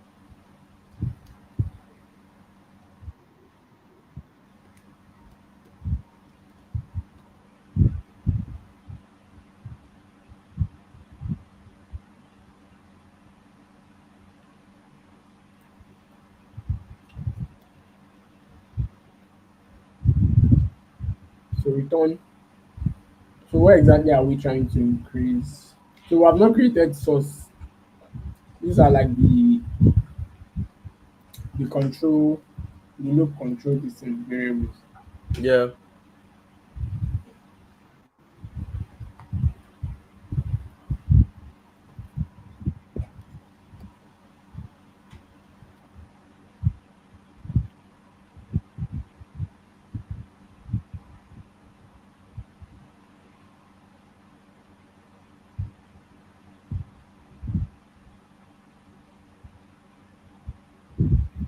So where is this token coming from?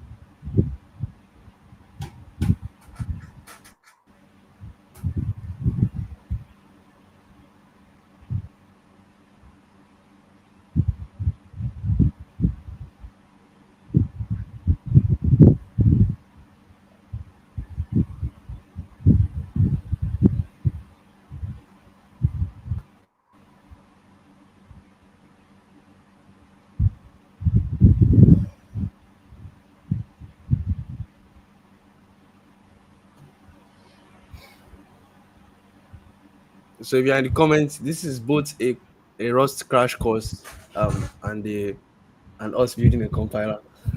So I like learning Rust, start building a compiler. I mean, if you're watching right now. So and so far it's been fun. Honestly, Rust is actually nice. Um. So yeah, you've implemented the FN thing. You're calling the advanced function. Okay, so the way you are returning it Yeah. is this the way it is in Rust though? No, no, no. I think the source is like a, I don't know, go back to the book first. Let's see where this source is coming from. So I'm sure. So I saw an Source implementation, and and current. an implementation I saw is, yeah, exactly. They did this for the advanced function, and they're just unwrapping. So in case there's an error, and then they're not, yeah, increasing the currents by one. Uh, So current will be the new value that C becomes. So C is the current value, current will be the new value that C becomes, and then we increase that current by one, and then we'll now return C, whatever C is. So yeah, in Rust as well, you don't need to actually specify return all the time. You can just write the value and it will return it. You don't need to always write return all the time. If you're in a function, you can just write it like But this, or you can just include it. You can include it for, but you don't need to always write it on. It knows that it's a function and it must return something. So this is one advanced that this is the advanced function that I saw. So they are calling this characters method on the source, whatever that source is, and then they're now like yeah, create a new current. Current will be like a temporary variable that will be increasing to go to the next one. There's an error to handle it, and then we return the C, which will be the final whatever like that current letter is at the moment. So it will keep returning that current letter to us. Or whatever like the current lexeme rather is. So but because advanced has to take something in right, or advanced is just being called, yeah, it doesn't have to take something in then. So it's just keep giving us the next letter to use. But I think there's a mistake here. I know this is supposed to be command or something. So this is command, you're not doing command does. Oh wait, why is this command do? I think there's an error here. So this would be like C.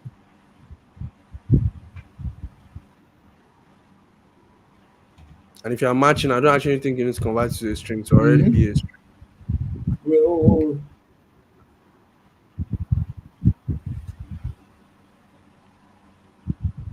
and so it has to be C instead of. Yeah.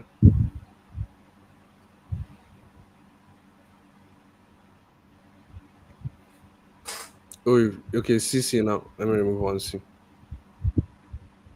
So this is advanced now. So this is what advanced does rather.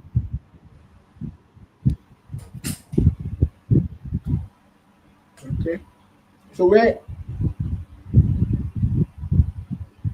I'm still curious, where is current? I mean, we still have to define current No. Current is a temporary somewhere. variable. Like current So has been like like as you are, source. so this is like an iterator.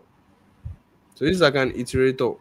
So as you are iterating over this source string, current is like a temporary variable that you create. So Rust can do this thing where you can just create like this kind of temporary variable vibe and to be using this directly. But when it's done with it, Oh, I it doesn't get. actually mean anything again. So we don't need to declare it. It's But already where is declared the here. source coming from? Where is the source coming? Yeah, source is whatever we pass to it from here. So we need to actually specify what source is. All right. But we're not passing anything to the advance. You need to Yeah. specify what source is.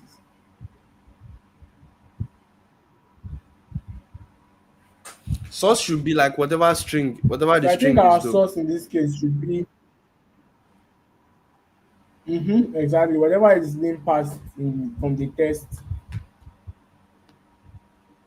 of logs.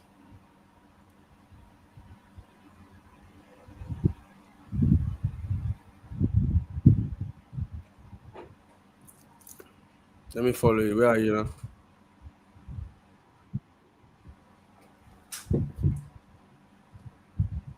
So we need to call the scan token function then.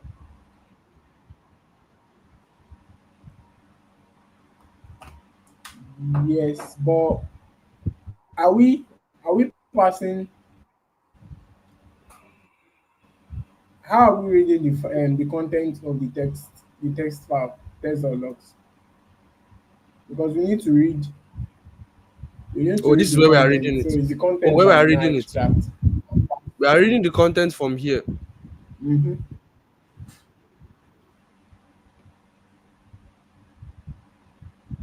This is where we are reading it. Scroll down From where? or look at Okay, my screen. file content. Yeah. Okay, I So see this it. one I has see it. we've already Yeah, I read the see it. content like that. Yeah. So so can we take this file content with file name?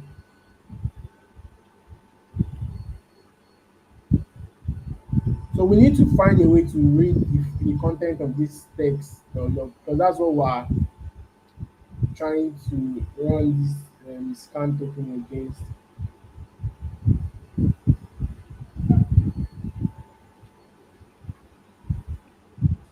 Um, let's if we can print out the content, that would be super helpful for us to know what the content looks like. Yeah, yeah. I wish there was a Well, maybe we should just do that thing I suggested there's a before. Let's hook. just If you change this don't, our let's just change this thing to be our own file. but would that not We cause can some obviously certain just issues? Can you just copy it and like save here so that we can be able to retain it back?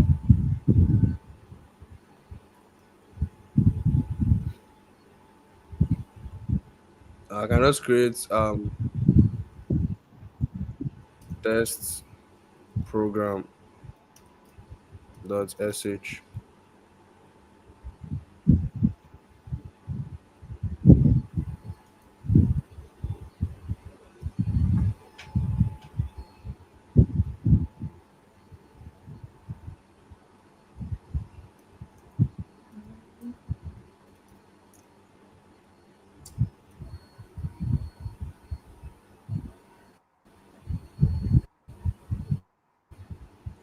So the target directory in this case will just be dot source.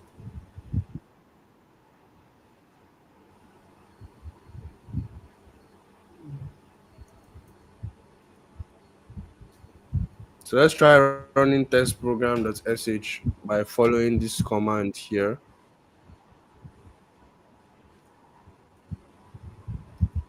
So this one will become test program dot sh. Also in Rust, I think you always have to use snake case for your functions and variables that have multiple words. You don't they don't use camel case as well. Mm. They don't use camel case, snake case they use like Python. So So it's not. permission So it's not denied. optional. Do we have to Like you have sudo to. something? Eh? No, it's not that it's not optional. You can write your variable I'm anyhow, but saying like it's it's not just optional. conventional. No, it's just conventional. You Oh, can okay. command not found. What does that mean? It should exist though. Okay, permission denied. Now I enable this. Test program.sh not found. It exists now. Am I not in the correct folder? It is there, right there.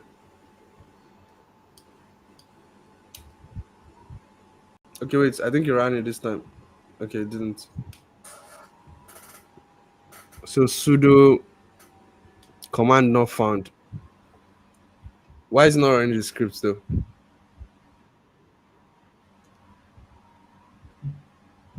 Let me do Control Z here. See why I missed. No, Control Shift Z.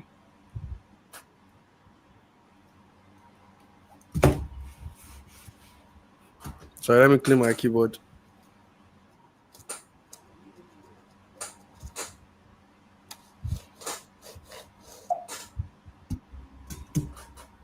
Okay, so oh shit, it actually pressed a lot of stuff. No, Command Shift Z. Okay, so okay, the target directory is going for is this directory the same as this one? I guess that's a good place to start from. No. Okay, so it's running cargo build release on target directory, and then exit to run to change how your program runs remotely. Edit this to change how your program runs locally. Edit code crafters run.sh. Oh, I guess we need to change all of this if you want the program to run locally. This is compile your program on code crafters. Compile.sh. This change how your program compiles locally. Okay. So we can change. Oh yeah, we can. Okay, if you want to edit our program runs remotely, is this one will come and edit. But this one's for our own local program. So I guess we can edit it. I think they are giving us permission to edit. You can always Control Z um if something goes south. So Okay, so what do we need to change here? If we want to change this, let me just paste it in a different file. Maybe another file just to test.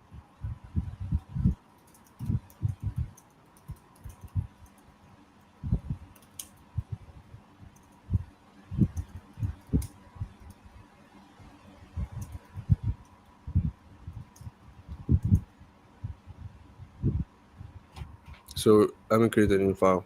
Maybe paste it there.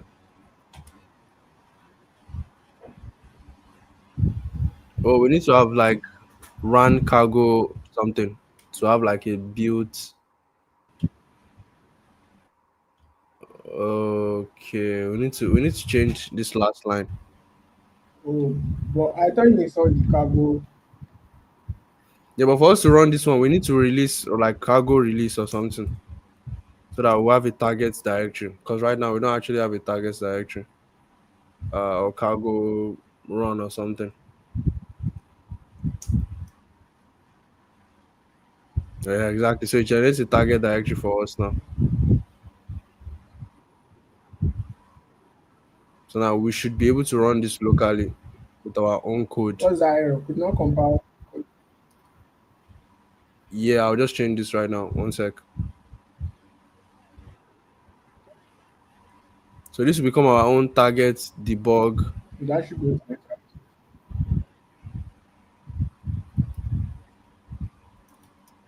and then this will be the name of our project.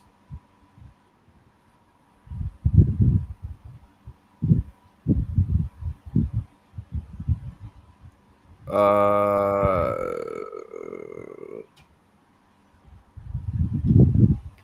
okay, no, our project now cargo.tom.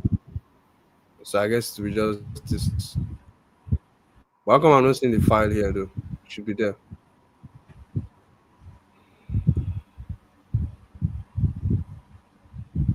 Okay. So yeah, there's an error in our program, like you said. So if you want to run this locally, cargo run is the command to run.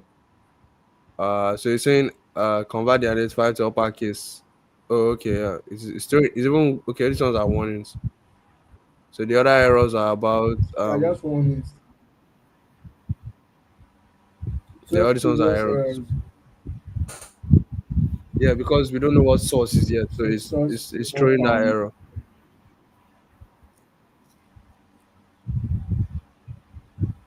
Well, actually, it's a scoping error. It threw. Add token redefined. So that function we did. Oh yeah, we need to declare current. Actually, you're right because current is a variable that yeah we need to declare current. So essentially, we are going to need like three variables So to let's track go. to keep track like the start, which is our current where we want to start from in the in whatever Where we we are began passing, from, and then the the current. current, and then the line, the size of like everything. Yeah. Oh, this is actually crazier than I thought. But at least we know how to run it locally now. We just cargo run and that should fix it. So you probably don't even need to run this your program, change this your program directly. You can just be running cargo run.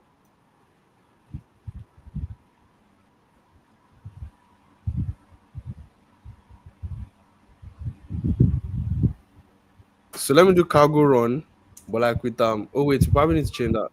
Yeah, we need to change that. Command Z. Why is it not changing?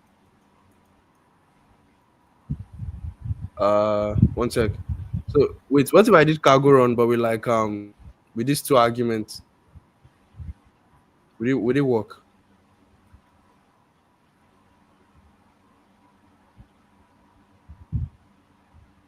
Okay, maybe I run that your program.sh.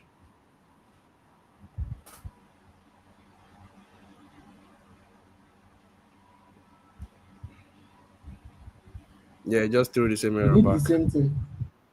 Yeah. I guess we don't need to change this then. Cargo go around can run it for us. We just need to pass those arguments as they are. So we need to start fixing every other functions that we have here and like creating the variables and references and everything. So yeah, that's the problem. I like how this is a lot of debugging and reading code because that's the way to actually learn a programming Yeah. language. Hmm. Exactly. And I mean, you're seeing the errors live. It's not like you're having a small try through the entire thing. Yeah, exactly.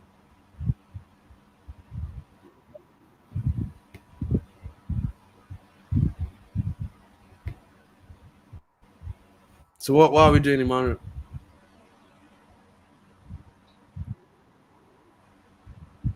What do you think? Um, I think um I've run out of strength at this point. I think my carrying capacity is very very low Run now. out of juice. So I think we spend like uh, Oh, somebody's responding in the comments. They're saying you can yeah, use can you place as, right as we don't have with just e-print. And they also said reason yeah, Rosdoc is a great resource actually. But we're just like hacking through it to see um but he actually gave a good comment. We can actually be referencing the official Rust book. This one. Or wait, or is this one you're referring to as Rust doc? yeah while we're doing it. Yeah, exactly.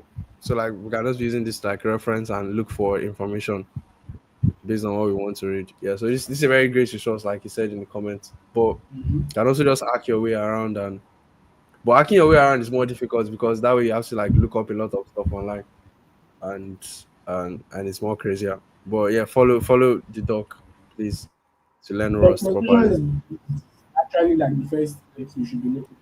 First you'll be looking at yeah, of course. But we were trying to like set things up and follow this book. So um yeah, but like using the Rust doc is a great resource to learn the language properly. And yeah, I think Emmanuel was right. But like So you can see where they declared where they declared the variables for like current and the likes in yeah, that book. You seen it, right? So we also have to like declare those variables, current yeah, and exactly. These stuff like ones, yeah. that. Yeah. These ones. So start current, yeah. Mm.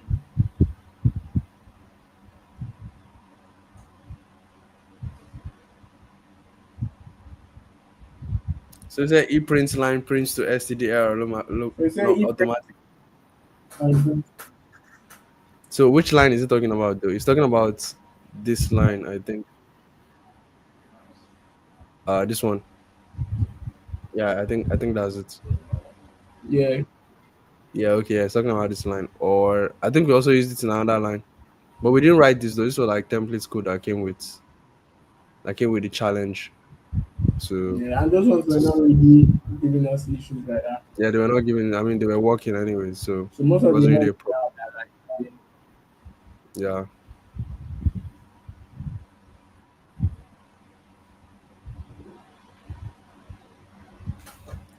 So yeah, thanks for your like Emmanuel contribution, said, Samuel. we completed yeah, thank you so much for your control. We completed three challenges. We just had like we're getting to the fourth one, which is us actually, you know, scanning. Like so to start like the scanning out. So we did the scanning empty file one. I mean now we just have to uncomment stuff. So it's not really but the challenge actually featured us reading these chapters, which we did read. We also like scanned the logs language, went to their implementation, like several other implementations. We could actually even be referencing the Rust ones as we are building our own live. I mean, I think that could be a good idea to check out and stuff. But like we have to know what kind of interpreter. So some of them do like tree walk, um, and some of them are like doing a bytecode sort of interpreter thing. So this is just an interpreter. So like it's Mhm. specified in the book. So there's like different kinds of interpreters. Somebody even did just in time compiler for it with it. That's nice. So I mean, we can just yeah, follow the book. I feel like if we follow the book and the Rust doc, we should be able to. I mean, implement we should be our able own. to Yeah, like push yeah. I yeah. agree. I agree. I totally agree. So yeah, three challenges completed out of four. So we just keep grinding, I guess. Um, but these ones, I mean, they do matter. So celebrate your small wins. But right now, what we are doing, we actually know what we want to do, and now that I'm thinking of like TypeScript, the TypeScript in me, the TypeScript in me knows that I can write this thing in less than, uh, I can write this thing in less than 30 minutes. I'll probably just debug with the rest of the other, like maybe 1 hour max or something. I'll probably just debug the rest of the time. But then we're using a different language, and we also have to master how things work there, which has been fun so far because they have like standard libraries for so many things. You know how cool Rust is that they have standard libraries like Mm-hmm. for so many of these things. If we're doing this thing, well, we'll probably have to use Node.js or something for us to be able to use some of these methods that we're just calling directly, that Rust provides and stuff. Yeah. Maybe an Express server or something like that to be able to use most of these things. So yeah, thank you all for watching, and I think yeah, that's me signing out. So yeah, have a wonderful weekend and catch you same place, same time next week. Ciao. Yeah.